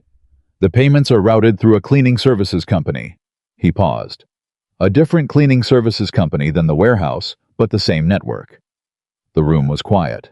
Sophie watched Damien's face do something complicated and private. The particular expression of someone recalibrating, not just an assessment, but a relationship. She didn't say anything. Some things deserve their moment of silence. Then Reyes said, "How do we want to play this?" "We don't confront her," Sophie said. Everyone looked at her. "If you confront her now, she tells Cole," Sophie said. "We need to use the channel one more time before we close it. Let her report one more thing, the right thing delivered at the right moment." She looked at Damien. "She doesn't know we know." "You want to use her as a deliberate channel one final time," Damien said. "Yes," Sophie said. "And then once the documentation is out of that building and in the right hands, you handle it however you handle it. And the moment we close the channel," Reyes said, "Cole knows his line is cut." "Yes," Sophie said. "So we make sure everything that needs to happen has happened first." Damien nodded slowly. "We run the false information through Elena tomorrow morning," he said. "An hour before Sophie goes to the warehouse. That way Cole acts on the false information while Sophie is already in position and his response reveals itself in real time. And if Cole's response is to send people to the warehouse," Reyes said, "then we know immediately," Damien said, "because we're watching." He looked at Sophie. "Tomorrow," he said. "Tomorrow," she said. Marcus quietly closed his laptop. Reyes pulled on her jacket and started making calls in the hallway. Damien stood at the far window again, the way he'd been standing when Sophie first arrived that morning. Sophie sat at the table with her notepad and the pen and the shape of everything they'd built in the last several hours. And she thought about tomorrow with the particular clear-eyed attention she brought to every hard thing. Not dreading it, not dismissing it, just understanding it, which was always the beginning of being able to do it. "You should eat something," Damien said from the window without turning around. "I had coffee," Sophie said. "That doesn't count as food," he said. "I know," she said. "I've been substituting coffee for food since approximately 2019, and my physician has opinions about it." He turned from the window and looked at her, and there was something in his expression that hadn't been there this morning. Not softer exactly, but less armored. The way a face looks when the careful management of it has given way slightly to whatever is actually happening underneath. "There's a place 2 blocks from here," he said. "They make a short rib that is the best this part of Detroit." "I believe you," she said. "I'll have someone bring it," he said. "Okay," she said. He nodded. He started to turn back to the window. "Damien," she said. He turned. "Elena," Sophie said. "Whatever she's going through, whatever Cole used to get to her, that's worth understanding, before you decide what happens next." He was quiet for a moment. "She put people in danger," he said. "She has 2 kids in middle school," Sophie said. "Cole's been paying her for 14 months. That means he approached her 14 months ago, and whatever he offered or threatened, she was in a position where she felt she had no other option." She paused. "That's not an excuse. It's a reason. And reasons matter." Damien Romano stood very still. "You've been doing this all day," he said. "Looking for what's underneath." "It's how I see things," Sophie said. "I know," he said. "It's what makes you effective." He paused. "It's also what makes you someone who cares about a 22-year-old criminal she met for 15 minutes. Sophie thought about Marcus, the way his hands shook the fracture she'd seen in his face when he'd helped the old man sit up. "He's not a criminal," she said. "He's a kid who made a terrible decision. Those are different things." Damien looked at her for a long, quiet moment. Then he said, "The short rib takes about 20 minutes. "I'll be here," Sophie said. Outside Detroit moved through its afternoon. Somewhere across the city, Richard Cole was making his own calculations, running his own systems, building his own response to a night that hadn't gone the way he planned.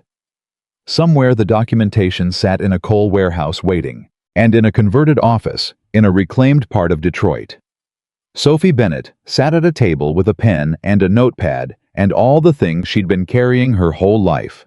The attention, the patience, the bone-deep knowledge that people were always more complicated than they appeared. and she thought about tomorrow. She was afraid. She knew exactly what she was walking into, and she was afraid. But she had learned in every hard year of her life that fear meant you understood the stakes.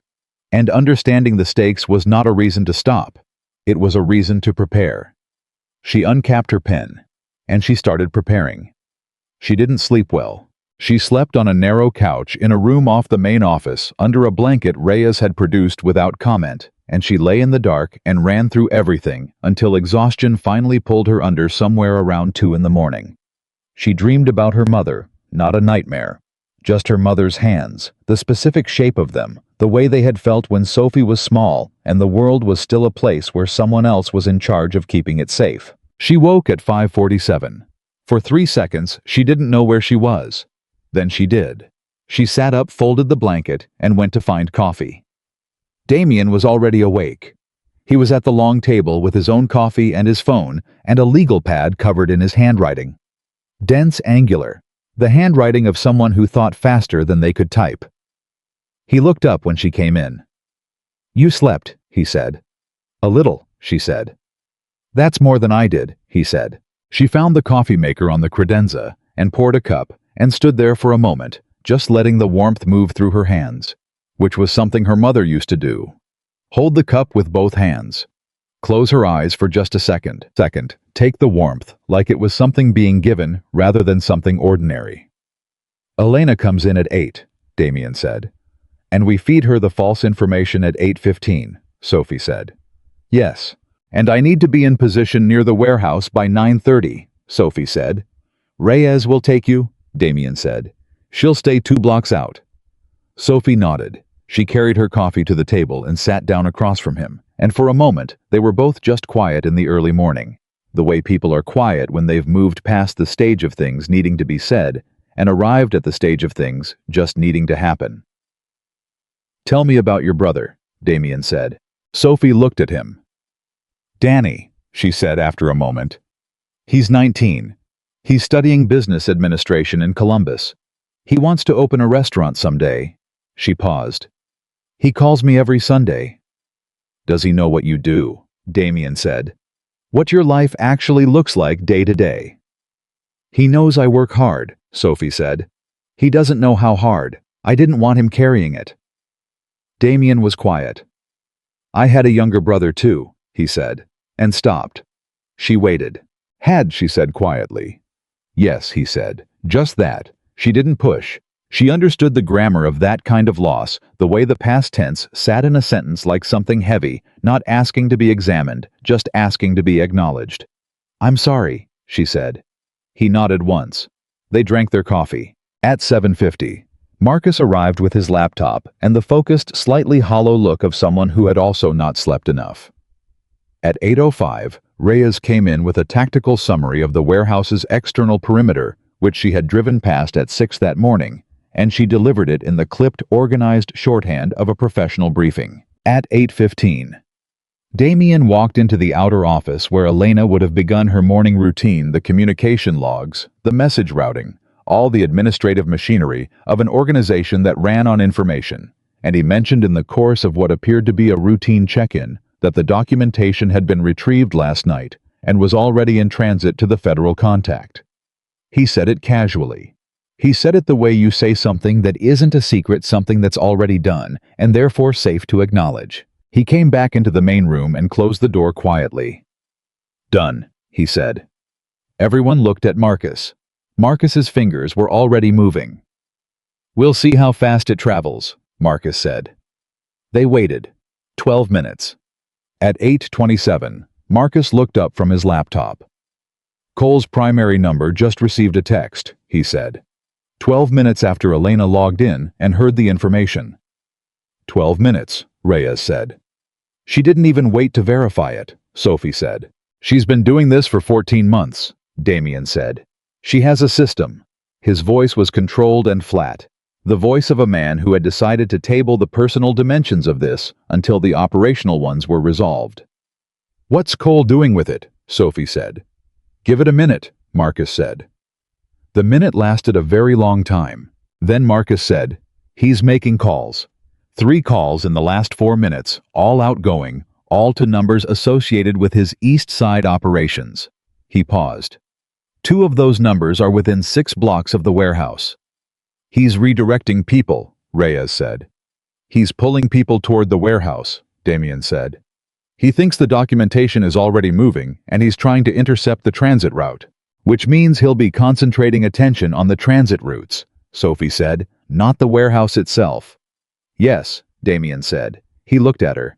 This is the window. Sophie stood up. She was wearing the same clothes she'd worn yesterday, which was fine. An administrative job applicant who was eager enough to follow up in person didn't dress to impress. They dressed in what they had. She had her phone, the prepared story, and the specific address inside the warehouse that Damien's contact had provided through Marcus the previous evening. A room on the second-level east corner behind a shelving unit that had been deliberately loaded with cleaning supply stock to look functional. She had memorized the layout from the building diagram Marcus had pulled from the county records. "If you feel anything wrong the moment you step inside," Reyes said, coming to stand close and speaking in a low, direct voice, not dramatic, just honest, the way one professional speaks to another. "You walk out. You don't investigate. You don't assess, you walk out. We deal with it differently." "Understood," Sophie said. "If anyone inside asks you more than 3 questions," Reyes continued, "it means they're stalling. You excuse yourself and leave." "Understood," Sophie said. "And if—" "Reyes," Sophie said gently. "I've got it." Reyes stopped, looked at her for a moment. "Yeah," she said. "You do." Damien was standing slightly to the side, his phone in his hand, and he was watching Sophie with an expression that she had no category for. It wasn't the calculating observation of the last 36 hours, and it wasn't the controlled professional distance he maintained as a default. It was something more stripped down than either of those things, something that was just present. "Sophie," he said. She looked at him. He seemed like he was going to say something specific, something that had a shape and a weight. Then he seemed to decide against it, and what came out instead was, "Come back." Simple. Direct. 2 words. She looked at him for a moment. "That's the plan," she said. She walked out with Reyes. The drive took 19 minutes.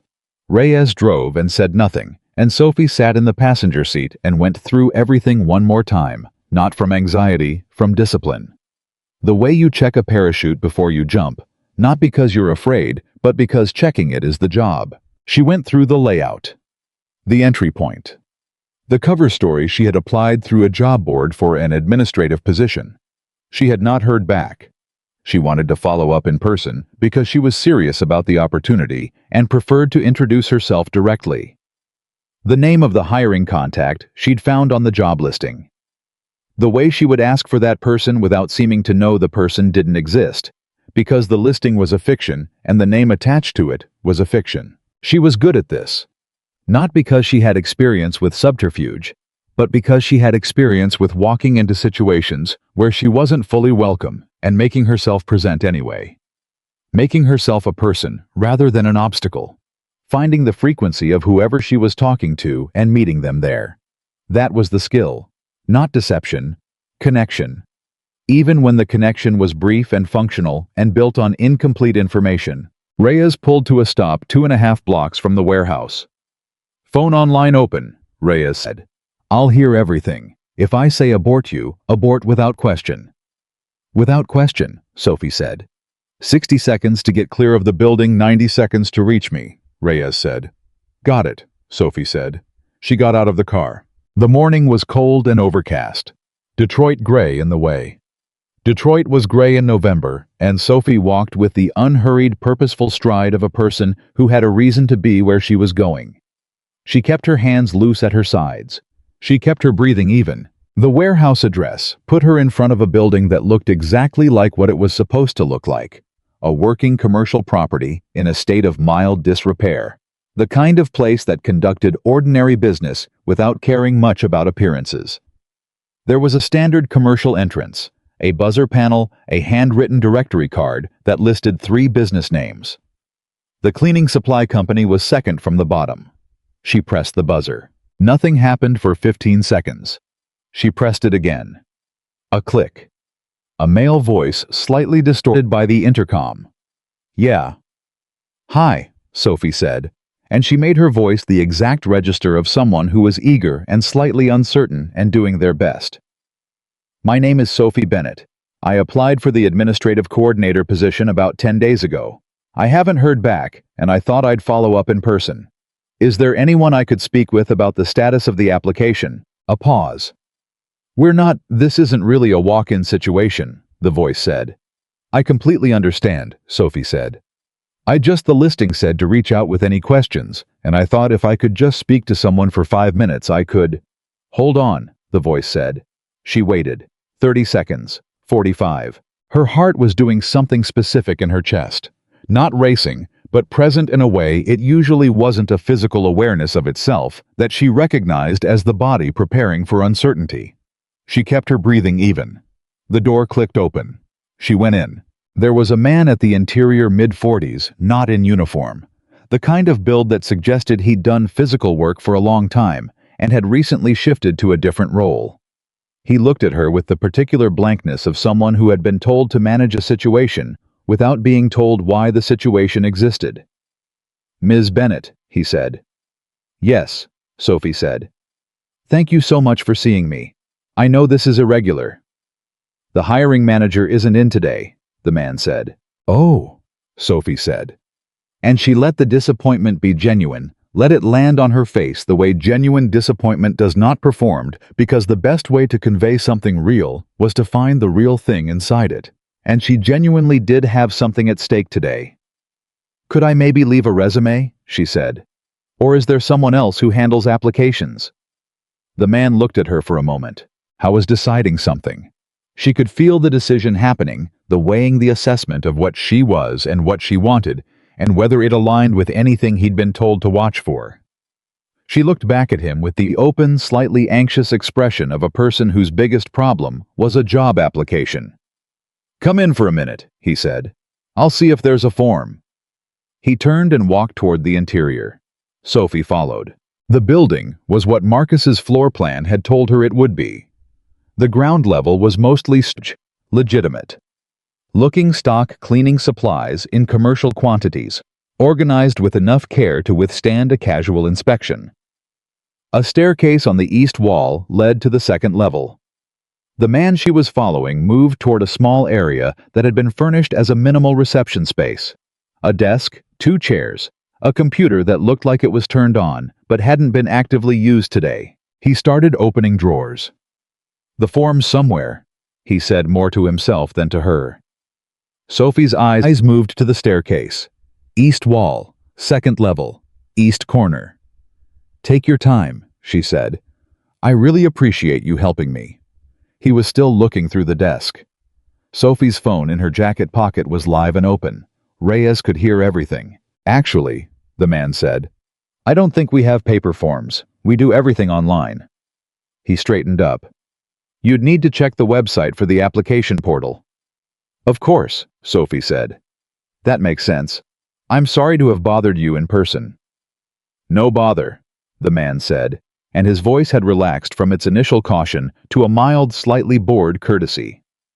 Sophie needed 45 more seconds. Could I ask, she said, tilting her head with the expression of someone who genuinely didn't know whether this was appropriate to ask, what the company actually does. The listing was a little vague. I just want to make sure the role is a good fit. The man looked at her. Commercial cleaning supply distribution, he said. Mostly contract clients, hospitals, hotels, that kind of thing. That sounds really stable, Sophie said, and she let that sit for a beat, while her eyes moved once more to the staircase, mapping it, measuring the distance. I've been in food service and the hours are so unpredictable. I've been looking for something with more. Her phone buzzed. One buzz. The signal. Her stomach dropped exactly 1 inch and then held. One buzz meant something is changing. Not abort. Not yet. But pay attention. More stability. She finished smooth and unhurried. Anyway, I'll check the website. Thank you again for your time. She started moving toward the entrance. The man said, actually. She turned. He was looking at his own phone now. Something on it had changed his expression from mild courtesy to something tighter. Could you wait here for just one moment? He said. Of course, Sophie said. He turned away from her, and she could see from the set of his shoulders that he was reading something, and that what he was reading was creating a specific kind of attention. Her phone buzzed twice. 2 buzzes. Abort. Sophie looked at the entrance. 8 feet. A door that opened inward. She had noted that when she came in. She looked at the man whose back was still to her. She thought about the documentation on the 2nd floor, the 48-hour window, the federal case. Elena's 12-minute text. Everything they had built in the last 36 hours. She took 3 slow, quiet steps toward the entrance. Ms. Bennett, the man said without turning around. She stopped. I'm going to need you to stay for a few minutes, he said. He turned now, and his phone was still in his hand, and his expression had gone from tight to carefully blank, the expression of a person who has received instructions and is implementing them. Is everything okay? Sophie said. Her voice was the same as it had been for the last 6 minutes, slightly uncertain, open, ordinary. She did not let any of the cold spreading through her chest reach her voice. We just need to verify a few things, the man said. Verify, Sophie said. What things? Standard, he said. Won't take long. She looked at him. He looked at her. And in that moment, in the 3 seconds of eye contact between them, Sophie read him the way she had been reading people her entire life, with the fast, layered accuracy of someone who had learned that people's faces are never fully under their control. What she read was, he was not sure what he was doing. He had received an instruction. The instruction was to hold her, but no one had told him why, and the why mattered to him more than he expected it to. How was not like Kyle, flat and professional and emptied of hesitation. He was a person in the middle of something he hadn't fully signed up for. Who told you to keep me here? Sophie said, quietly, directly, not accusatory.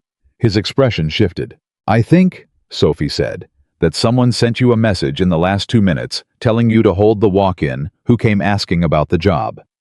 And I think that message surprised you.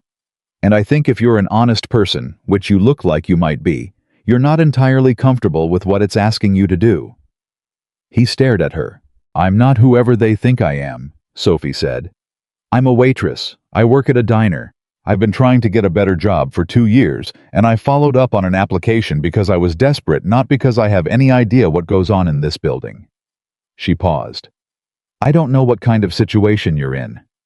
But whatever it is, holding a stranger who came in off the street is a different thing than whatever you signed up for. And I think you know that. The man's jaw worked. His phone buzzed. He looked at it. He looked at her. He stepped to the side. The website, he said, is the better option for the application. Sophie walked to the door. She opened it. She walked out into the cold Detroit morning and did not run and did not change her pace and did not look back. She turned left and walked for half a block, and then her phone rang, and she answered it, and Reyes said, I have you. Keep walking. Don't stop. I'm walking, Sophie said. Cole's people hit the transit routes 6 minutes ago, Reyes said. The false information worked. They're concentrated on 3 locations across the east side, looking for a documentation transfer that doesn't exist. But someone flagged your name. The text to the building was from a Cole number. They cross-referenced you. How? Sophie said. We don't know yet, Reyes said. Get to the car. She got to the car. Reyes pulled out before Sophie had fully closed the door, moving with the controlled speed of someone who knew what urgency looked like without performing it. The documentation, Sophie said. Still there, Reyes said. As far as we know. The window is closing, Sophie said. If Cole's people come back from the transit routes and regroup, they'll go to the warehouse. I know, Reyes said. Someone needs to go in, Sophie said. Not you, Reyes said. Then who? Sophie said. Your people are connected to Damien. Cole knows Damien's operation. Anyone you send is a flag. I'm aware of that, Reyes said. Reyes, Sophie said. I'm aware, Reyes said again, sharper. She was already on the phone. 1 hand on the wheel, 1 on the phone, 2 terse sentences, and then she hung up. Damien's contact, Reyes said. The one with the people embedded in Cole's organization. They have someone who can go in. How long? Sophie said. 30 minutes, Reyes said. Sophie looked at the time. 30 minutes. Cole's people were currently spread across 3 East Side locations, chasing a fictional documentation transfer. When they found nothing, they'd pull back and reassess. That would take, she thought about it. Thought about the logistics of redirecting a dispersed operation 40 minutes, maybe 50 if they were efficient. 30 minutes was inside that window. Barely. Okay, Sophie said. Reyes drove. Sophie's phone buzzed. Damien. She answered. Are you clear? He said. I'm with Reyes, she said. I'm clear. She heard something in his exhale, brief, controlled, but there. They flagged your name, he said. Cole's analyst made a connection we didn't anticipate. When the false documentation transfer information hit Cole this morning, his analyst ran a cross-check on everyone connected to last night's diner incident. Your name came back attached to something. What something? Sophie said. Your job application, Damien said. She went still. The job application you submitted 10 days ago, Damien said. To the cleaning supply company. Cole's analyst found it in the company's application system and connected it to the name on last night's police report. Sophie closed her eyes for exactly 2 seconds. The job application had been real. She had actually applied 10 days ago before any of this because she was a waitress who had been looking for better work for 2 years, and the listing had appeared on a job board, and she had submitted her resume with her actual name because she was a real person applying for a real job, and it had flagged her. He thinks I targeted his building, Sophie said. He thinks you've been surveilling his operation for 10 days under the cover of a job application, Damien said, and that last night at the diner was connected. It wasn't, Sophie said. I know, Damien said. But Cole doesn't operate on what's true. He operates on what's plausible. And a waitress who applied to his front company 10 days ago and then was present during a robbery connected to his operation and then showed up at the building the next morning. Looks like an agent, Sophie said. Yes, Damien said. Sophie thought about that for a moment. Thought about the specific irony of having her genuine desperation weaponized against her. The actual job application. The actual circumstance of her life turned into evidence of something she hadn't done. Then he's afraid of me, she said. A beat. Yes, Damien said. Good, she said. Sophie.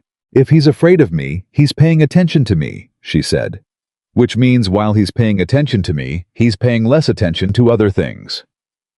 Silence on the line. You want to use his fear of you as a distraction, Damien said slowly. I want to make a phone call, Sophie said. To Richard Cole directly. The silence that followed was the loudest one she'd heard from Damien Romano yet. Absolutely not, he said. He already thinks I'm an agent, Sophie said. He already thinks I've been running some kind of operation against him. I can't make that worse. What I can do is give him something to focus on that keeps his attention centered on me and away from that warehouse for the next 30 minutes. If you call him, Damien said, you become the primary threat in his mind. Everything he has, he redirects toward you. For 30 minutes, Sophie said. That's all we need. Sophie. His voice had the quality of a person arriving at the edge of what they could manage. I brought you into this to protect you, not to. You didn't bring me into this, Sophie said, not harshly, just accurately. I was in this the moment those men walked through the diner door. You've been trying to protect me ever since, and I appreciate it, I genuinely do. But right now the thing that protects me is making sure that documentation gets out of that building, because as long as Cole is free to operate, I am never not a threat in his mind. The only way this ends is if he goes down. A long pause. How would you reach him? Damien said. His business line is public, Sophie said. He's a civic leader and a real estate developer. His office number is on his company website. Another pause. What would you say to him? Damien said. The truth, Sophie said. Mostly. Sophie. Damien, she said. And the way she said his name had a quality that she hadn't planned and didn't try to shape it, just came out with the particular directness of someone speaking to a person they have come to trust. Trust me. The longest pause yet. 30 minutes, he said. 30 minutes, she said. She pulled up Cole's company website on her phone as Reyes drove, found the main number and called it. It rang 3 times. Cole Development Group, this is Amanda. This is Sophie Bennett, Sophie said. I need to speak with Richard Cole directly. Please tell him it's about the documentation from the warehouse on the east side. A pause. I'm sorry, who is? Sophie Bennett, Sophie said again. He already knows who I am. Please put him through. Hold music. 17 seconds. Then a voice smooth measured the voice of a man who had spent years learning to sound like the most reasonable person in any room. Ms. Bennett. Mr. Cole, Sophie said. Thank you for taking my call. Of course, he said, and the warmth in his voice was extraordinary professional, calibrated the warmth of a man who understood that charm was a tool. I understand you've been having quite an eventful couple of days. That's one way to put it, Sophie said. I want to be straightforward with you, Cole said. I'm not sure what you think you're involved in, but I suspect someone has given you some very misleading information about me, and I'd like the opportunity to clarify things in person. I appreciate that, Sophie said. But I'd rather talk now. Of course, he said. I want you to know, Sophie said, and she made her voice carry the specific quality of someone delivering information, rather than making an argument, that whatever you believe I have or know or am working toward, you're overestimating me. I'm a waitress. I was at the wrong place at the wrong time. I heard a name I shouldn't have heard, and it's created a situation that I have no interest in being in. A pause. That's a very reasonable perspective, Cole said. What I want, Sophie said, is to go home. I want to go back to my apartment and feed my cat and work my shift tomorrow and not think about any of this again. I want the same thing for you, Cole said, and the smoothness of it was almost impressive. The practiced, frictionless surface of a man who had learned to sound like he wanted exactly what you wanted. Then you'll call your people back, Sophie said.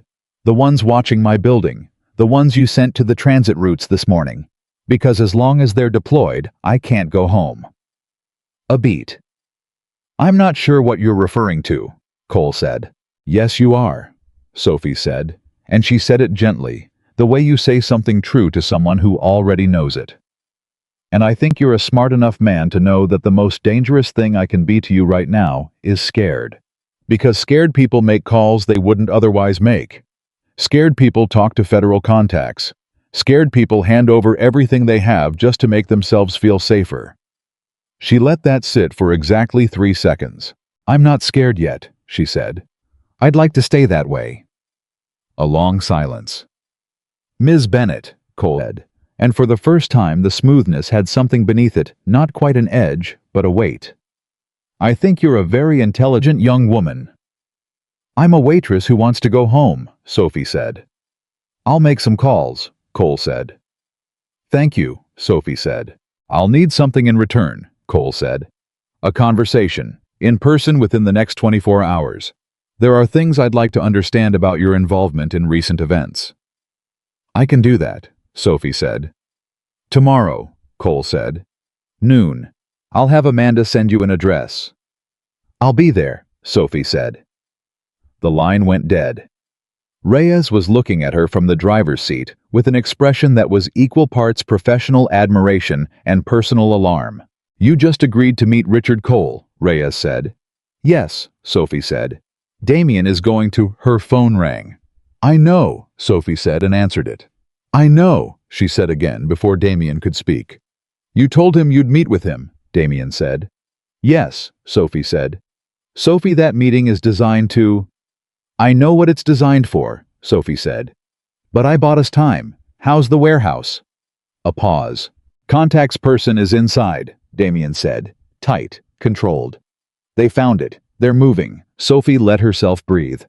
Then we have time to plan the meeting properly, she said. Same thing we've been doing all along. We understand him better than he understands us, and we use that. He is not Marcus, Damien said. He is not a frightened young man with a gun. He is. I know who he is, Sophie said. I've been building a picture of him for 36 hours. I know exactly what he's afraid of, and exactly how he thinks, and exactly where his blind spots are." She paused. "That's the same information I had about Marcus. It's the same information I have about every person I've ever had to read under pressure. The stakes are different. The method is the same."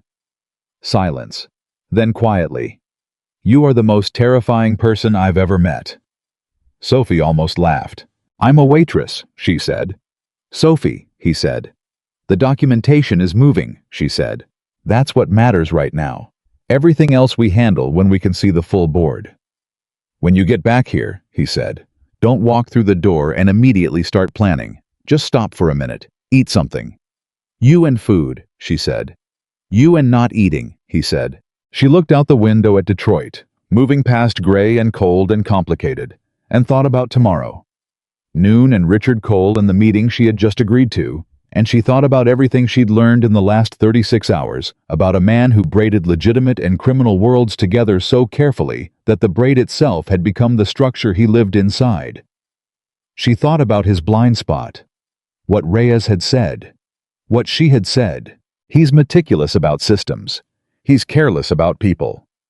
Tomorrow she was going to walk into a room with Richard Cole, and she was going to be the most people-shaped thing in it.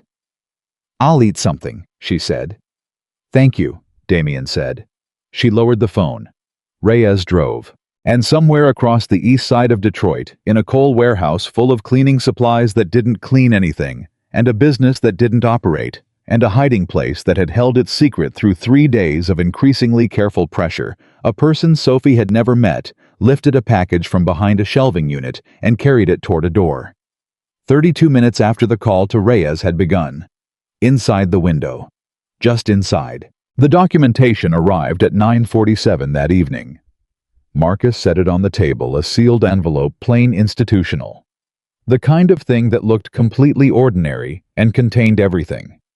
He didn't open it. He set it down and stepped back and looked at Damien, who looked at it for a long moment without touching it. "That's it," Sophie said. "That's it," Marcus said. She looked at the envelope. 3 days. A diner robbery.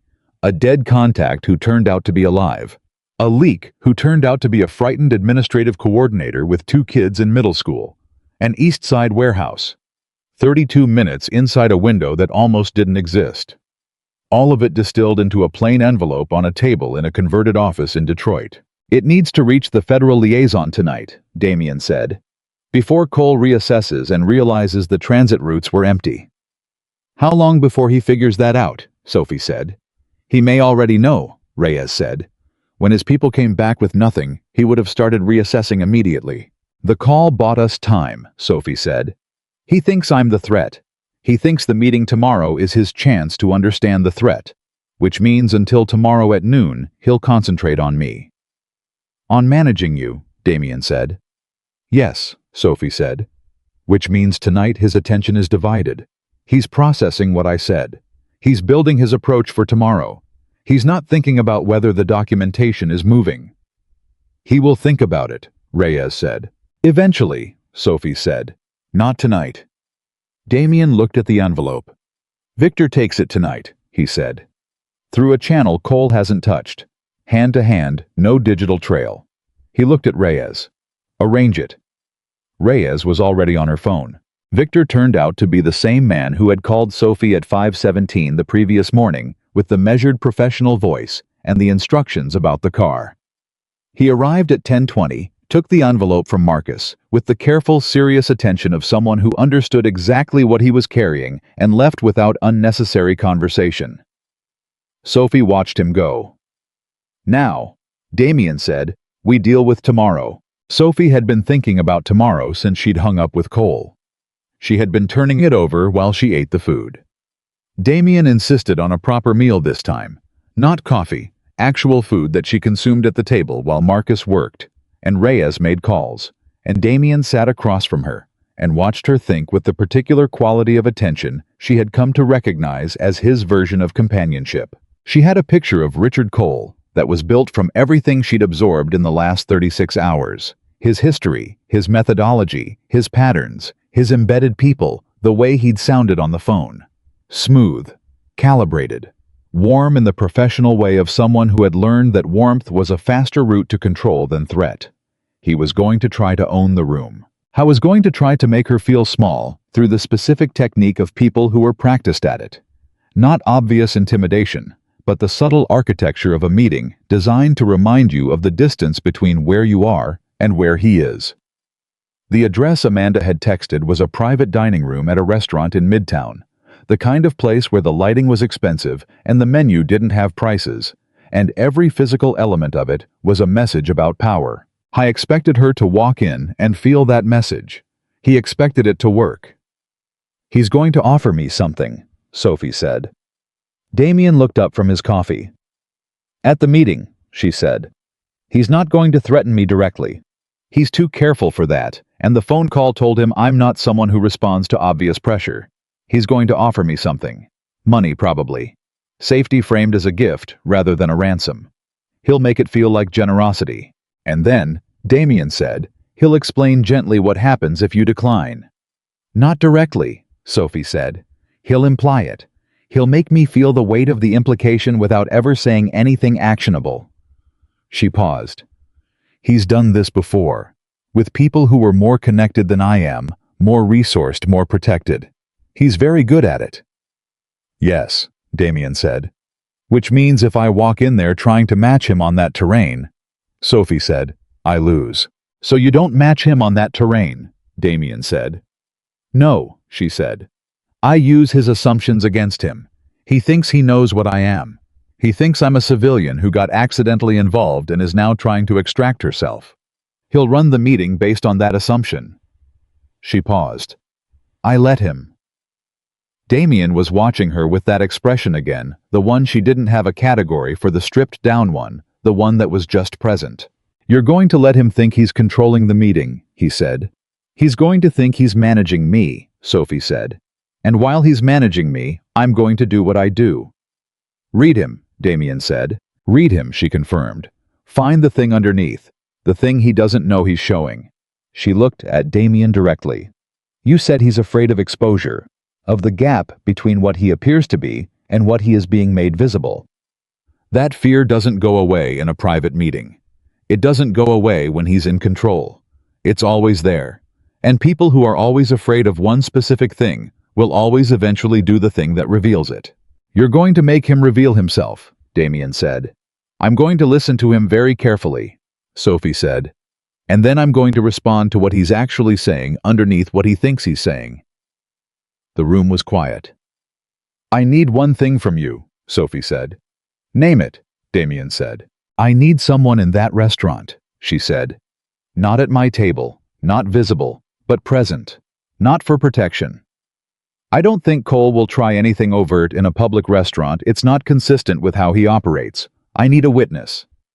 Damien nodded slowly. "Someone who can observe the meeting," he said, "who can testify if necessary to what was said." "And record it," Sophie said. "Legally. Michigan is a one-party consent state. I consent. The recording is clean." Damien looked at Reyes. "I'll go," Reyes said. "You can't," Sophie said. "If Cole has done his research and he knows your face. He knows everyone connected to Damien's organization who's been active recently." "Then who?" Reyes said. Sophie thought for a moment. "Mrs. Patterson?" she said. Everyone looked at her. "My neighbor," Sophie said. 73 years old. She has lunch at nice restaurants sometimes. She would have absolutely no reason to be connected to anyone in this room. She's been feeding my cat and worried about me. I can ask her to have lunch at a Midtown restaurant tomorrow." She paused. "She'll think it's the most interesting thing that's happened to her in years." Reyes opened her mouth, closed it. "You want to use your elderly neighbor as cover," she said. "I want to have someone in that restaurant who Cole would never in a million years identify as connected to me in a relevant way," Sophie said. "Mrs. Patterson is the most irrelevant-looking person I know, and she is also sharp as a tack and completely unflappable. I once watched her argue a plumber into a 30% discount through sheer patient persistence." Sophie paused. "She can sit at a table 40 feet away and have the soup, and nobody in that room will think twice about her. The silence lasted 4 seconds. "I love this woman," Reyes said, meaning Sophie. "Recording device," Damien said to Marcus. "Something small," Sophie said. "Something that a person who doesn't know about recording devices would not recognize as one." "Done," Marcus said. Sophie looked at Damien. "I'm going to be fine," she said. "I know," he said. "You don't look like you know," she said. He looked at her steadily.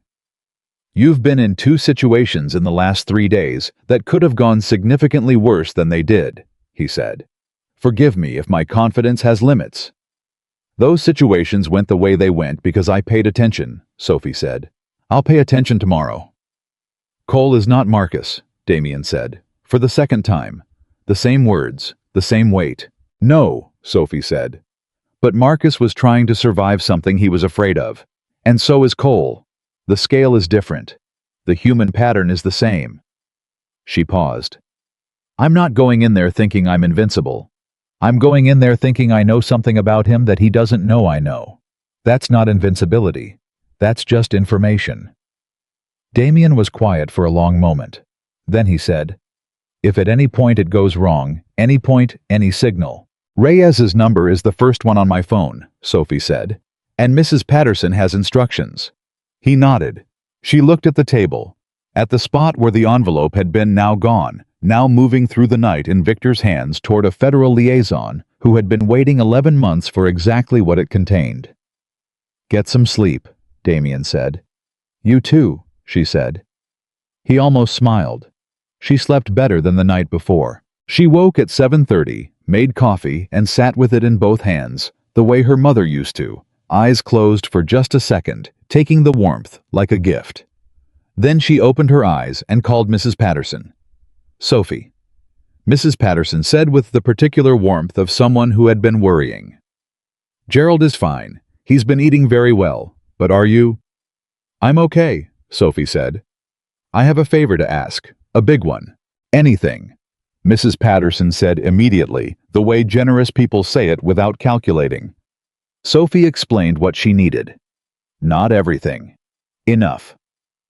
Mrs. Patterson listened without interrupting, which was itself a form of intelligence, the ability to take in information before responding. When Sophie finished, Mrs. Patterson said, "So, I'm having lunch at a nice restaurant, and I'm keeping an eye on you." "Yes," Sophie said. "And I shouldn't react to anything I see, just observe." "Yes," Sophie said. "And this is important," Mrs. Patterson said. "Yes," Sophie said. "Very." A pause. "Will you be safe?" Mrs. Patterson said. Sophie thought about how to answer that honestly. "I think so," she said. "And if anything changes, you'll know immediately." "Okay," Mrs. Patterson said. "I'll wear the blue dress. I look very unthreatening in the blue dress." Sophie nearly laughed. "That's perfect," she said. At 11:15. Marcus fitted a small recording device to Sophie's phone case, nearly invisible, completely functional, tested, twice. Reyes went over the contingency plan one more time with the focused efficiency of someone who needed to say it, even if Sophie already knew it. Damien stood near the window, not pacing, not fidgeting, just present in the way he was present when something mattered to him, and he couldn't control it. Sophie put on her jacket. She was going in as herself. No costume, no persona, no pretense. A waitress from Detroit in the clothes she had. Because that was the point. The thing Cole had misjudged from the beginning was that being ordinary was not the same as being powerless, and she was not going to obscure that today. She was going to walk into a room where everything was designed to remind her of what she wasn't, and she was going to be exactly what she was, completely without apology. "Sophie," Damien said from across the room. She looked at him. He crossed the room until he was standing close, not touching, just close in the specific way of someone who had something to say and was deciding whether to say it. "When this is over," he said, "I'd like to take you to dinner. Not a debrief, not a meeting. Dinner." She looked at him. "At a restaurant where I won't have a recording device on my phone case," he said. She felt something loosen in her chest, something that had been held very tightly for 3 days. "Ask me again when it's over," she said. "I will." he said. She walked out. The restaurant was everything the address had implied. Quiet, expensive, designed to communicate that the people inside it had arrived somewhere, had earned the particular luxury of a room where nothing was urgent and everything was handled. Sophie walked in at 11:58 and gave her name to the host, who led her through the main room toward a private dining area in the back, and as she crossed the floor, she scanned the room without appearing to, and found Mrs. Patterson at a table near the window in the blue dress looking at a menu, with the serenity of a woman who had nowhere to be and all the time in the world. Their eyes met for a fraction of a second. Nothing visible passed between them. Sophie walked into the private dining room. Richard Cole was already there. He looked exactly like his photographs. Silver-haired, well-dressed, the kind of handsome that came from money spent on maintenance, and with an ease in his bearing that was so practiced it read as natural, unless you knew to look for the effort underneath it. He stood when she entered, which was a calculated courtesy, and he smiled, which was a calculated warmth, and he said, "Ms. Bennett, thank you for coming," which was a calculated version of gratitude. She catalogued all of it in the first 3 seconds. "Mr. Cole," she said, "thank you for the invitation." She sat. He sat.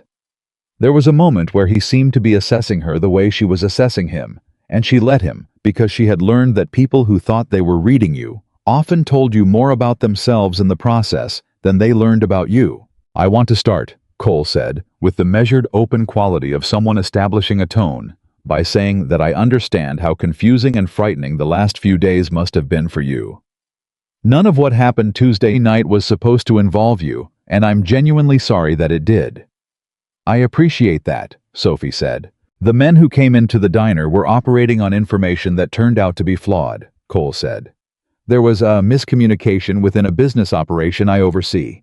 It was handled badly, and people were put at risk who shouldn't have been. For that, I'm truly sorry." He was extraordinarily good. The apology sounded real. The warmth sounded real. The framing a business operation, a miscommunication handled badly, was precise, and practiced the language of someone who had spent years translating criminal activity into corporate vocabulary so smoothly that the translation itself had become instinctive. "I understand," Sophie said. "I'd like to make it right," Cole said. "What happened created a disruption in your life. You weren't able to go home. You lost work days. I'd like to address that in a concrete way." He paused. "I'm prepared to offer you a consulting arrangement through one of my companies. A 6-month contract, well compensated. It would give you stability, better income, and it would formalize our relationship in a way that—" "Mr. Cole," Sophie said. He paused. She said it quietly. Not interrupting exactly, just stopping the mechanism at a specific moment. "What you're describing," she said, "is a structure that makes it in my financial interest to maintain a relationship with you. Which means a structure where it's in my financial interest to not do anything that damages you." He looked at her. "That's a generous offer," she said. "But I think we both know what it is." A beat. "What do you think it is?" he said. And there it was, the first crack in the surface. Not visible probably to most people. A slight recalibration in his eyes, the adjustment of a man who had expected a different kind of conversation and was now rerouting. Sophie had seen it 100 times. In hospital administrators and social workers and landlords and supervisors who had built structures of power and counted on the people inside those structures not to name them clearly. She named it clearly. "A leash," she said, gently, without hostility, just accurately. "A very comfortable leash." The silence lasted 6 seconds. Cole's expression did not change. But under it, she could see it, the thing she had been looking for since she walked in. Something tightened. Not in his face. In the space behind his face. The specific tightening of a person whose understanding of a situation has just been revised against their will. "You're direct," he said. "I'm a waitress," Sophie said. "I don't have the time or the resources for the other thing." He considered her. "What do you want?" he said. And this time the smoothness had given way slightly to something more functional. The directness of a businessman who has moved past the meeting's prepared structure into the actual negotiation. "What I told you yesterday," Sophie said.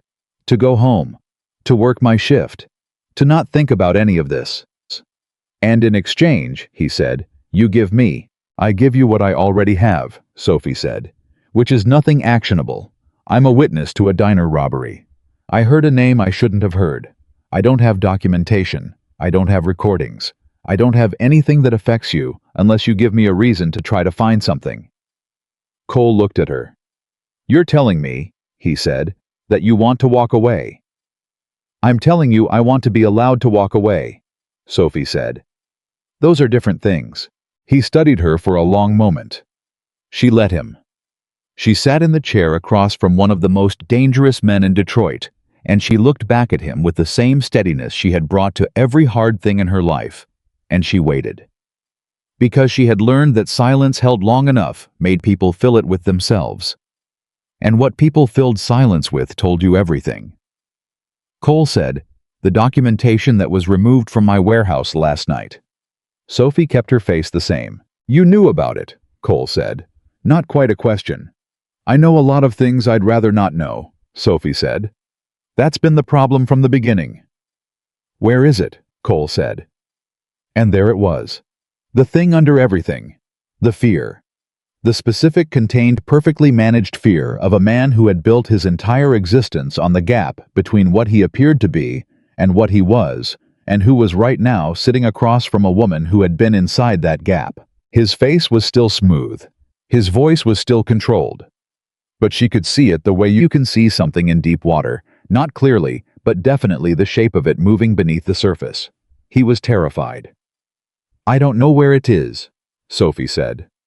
Which was true. She had not been told where Victor was taking it, only that it was moving. Ms. Bennett, Cole said. Mr. Cole, Sophie said. He looked at her. She looked at him. You came here, she said, because you wanted to understand what I am, whether I'm a threat, how to manage me, what it would cost. She paused. I came here because I wanted you to understand that the thing you're actually afraid of has nothing to do with me. He was very still. I'm not the problem, Sophie said. I was never the problem. You have been building something for 18 months that depends entirely on nobody looking too closely at the join between what you show and what you are. And you've been very successful because most people don't look that closely. Most people see the surface and accept it. She paused. But there are people who look closely. There have been for a long time. And those people have been patient. And I'm not going to tell you where the documentation is or who has it, because I genuinely don't know. But I can tell you that whatever you do to me in the next 5 minutes doesn't change the fact that those people exist, and that they've been patient for 11 months, and they've been waiting for one specific thing. Cole's expression did not change, but his right hand resting on the table pressed down. She saw it. That one small pressure. The body telling the truth, the face refused to tell. You should talk to a lawyer, Sophie said. Today, not tomorrow, today. Not one of the lawyers connected to your organization, an independent one, someone with no exposure to your operation. Because whatever happens next, it will happen fast, and the difference between what you do in the next 24 hours and what you do in the next week will matter significantly. The room was completely quiet. Cole looked at her for a long moment. Who are you? He said, and for the first time since she had walked in, the question was real, not rhetorical. Not strategic, not the calibrated curiosity of a man running a meeting. A genuine question from a man who had walked into this room expecting to manage a waitress and found something he didn't have a category for. I'm Sophie Bennett, she said. I work at Milo's Diner on East Jefferson. I've been on my feet since I was 16. I raised my brother while I was doing it. I've been broke most of my life, and I've never once let that make me into someone smaller than I am. She looked at him steadily. And I'm the person you made the mistake of noticing. Cole sat with that for a moment. Then his phone rang. He looked at it. His face changed. Not the controlled professional change of a man managing information. Something more fundamental than that, to physical change.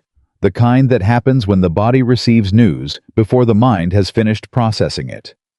The color shifted around his mouth. His jaw tightened in a way that had nothing to do with calculation. He knew. Sophie watched him understand in real time that the documentation had arrived where it was going. She didn't know how she knew. She knew because she had spent her entire life reading what was underneath, and what was underneath. Richard Cole's face right now was the specific, unmistakable expression of a man watching something he spent years building come apart at the foundation.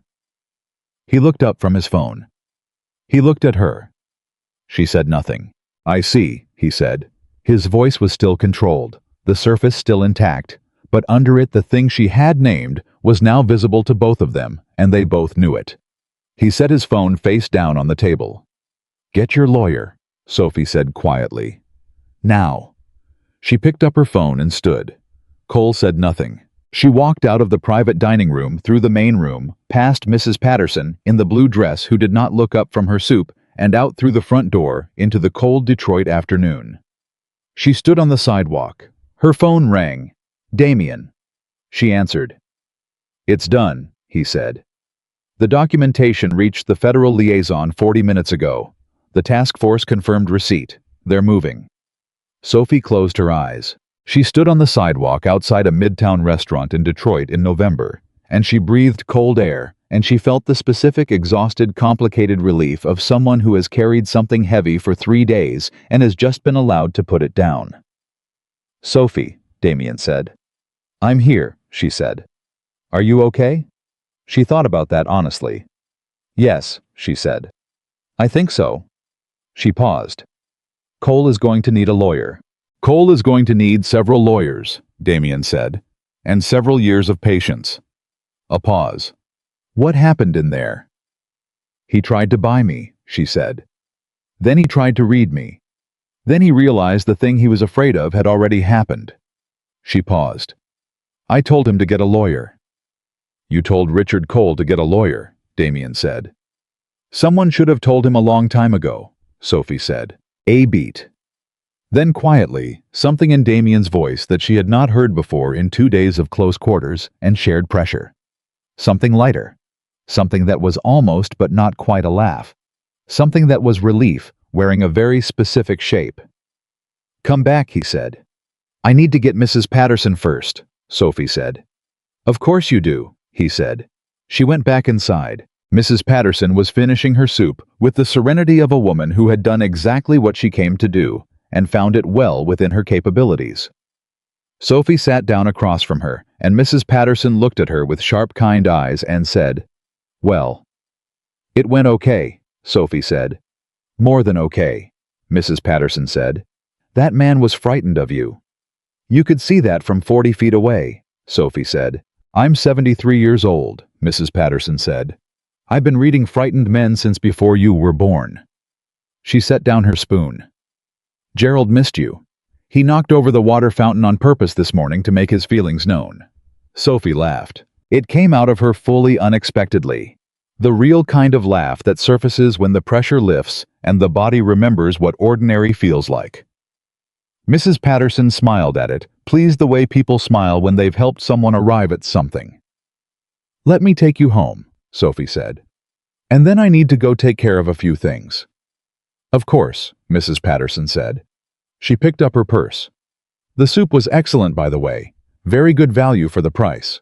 "I'm glad," Sophie said. 3 weeks later, Richard Cole was indicted on 14 federal counts connecting his legitimate businesses to the criminal distribution network he had spent 18 months building in Detroit. The indictment cited financial documentation that had been in federal hands for 3 weeks, delivered through a chain of custody that was clean and complete and unimpeachable. Cole's lawyers, he had 4 of them, described the charges as politically motivated and factually baseless. The task force disagreed. The coverage in the Detroit papers ran for 4 days. Sophie read it at this counter at Milo's during her break. Drinking coffee she had made herself in the diner that was exactly as small and exactly as ordinary as it had always been. Mr. Alvarez had stopped by twice in the week after the robbery to check on her. The elderly man from booth 7. His name was Arthur Hines. She had learned from a card his wife dropped off, had recovered and sent flowers. The college kid had left a $5 tip on a $2 coffee, which, given what college students earned, was actually a meaningful gesture, and Sophie had put it in the tip jar. She had thought about Marcus sometimes in the weeks since. The 22-year-old with the shaking hands. She had no way of knowing what had happened to him, whether Cole's organization collapsing had pulled him under or released him. She hoped it had released him. She thought about the fracture she'd seen in his face when he'd helped Arthur Hines sit up, and she chose to believe that fracture was the beginning of something rather than just a crack. She was good at choosing to believe things that had sufficient evidence behind them. On a Tuesday morning, 3 weeks after the night, everything began. Sophie was refilling coffee on the early shift when Damian Romano came through the front door of Milo's diner, not in a dark suit, in a coat and a regular sweater, and the particular look of a man who had made a deliberate choice to appear like an ordinary person at a diner on an ordinary morning. He sat at the counter, not at the end separated by 2 empty stools, in the middle. Sophie came over with the coffee pot and a menu. "You don't need the menu," she said. "You never actually ate the pie last time." "No," he said. "Scrambled eggs are good today," she said. "And the coffee is fresh." She poured. He watched her do it. "I said I'd ask again," he said. "I know," she said. "Dinner," he said. "Not a debrief, not a strategy session. Dinner." She set the coffee pot down and looked at him across the counter. This man who had spent years being the most dangerous thing in any room. He entered, sitting at a diner counter on a Tuesday morning in a regular sweater asking her to dinner. She thought about what she knew about him now. The brother he'd lost unspoken but present. The organization he ran with the specific rigor of someone who had decided a long time ago that control was the only safe thing. The way he'd said come back both times and meant it more than he intended to show. She thought about what she knew about herself. The 26 years of paying attention.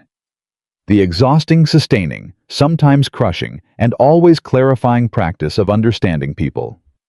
The fact that she had walked into a diner on a Tuesday night with a hole in her shoe and walked out 3 days later, having brought down a man who had corrupted half a city. She thought about what she knew about what was possible between people. Not the fairy tale version, not the version where everything was clean and simple, but the real version. The version that was built on the specific durable foundation of 2 people who had seen each other clearly under pressure and chosen to keep looking. "Friday," she said. Something moved across Damian Romano's face. That was the most unguarded thing she had ever seen on it. Brief, real quietly, brilliant with something she recognized because she had felt it herself in various forms throughout the most difficult and the most meaningful moments of her life. Relief. The specific relief of something feared lost, turning out to still be available. "Friday," he said. She picked up the coffee pot. "Eggs'll be up in 10 minutes, she said. She walked back to the kitchen, and she was just Sophie Bennett again, a waitress on the early shift at a small diner in Detroit, with coffee-stained cuffs and a hole in her shoe, and the light through the window was the flat gray light of a November Tuesday, and the coffee was hot, and the diner was ordinary. And she was exactly enough for every room she would ever walk into. She always had been. The only thing that had changed was that the most feared man in Detroit now knew it too.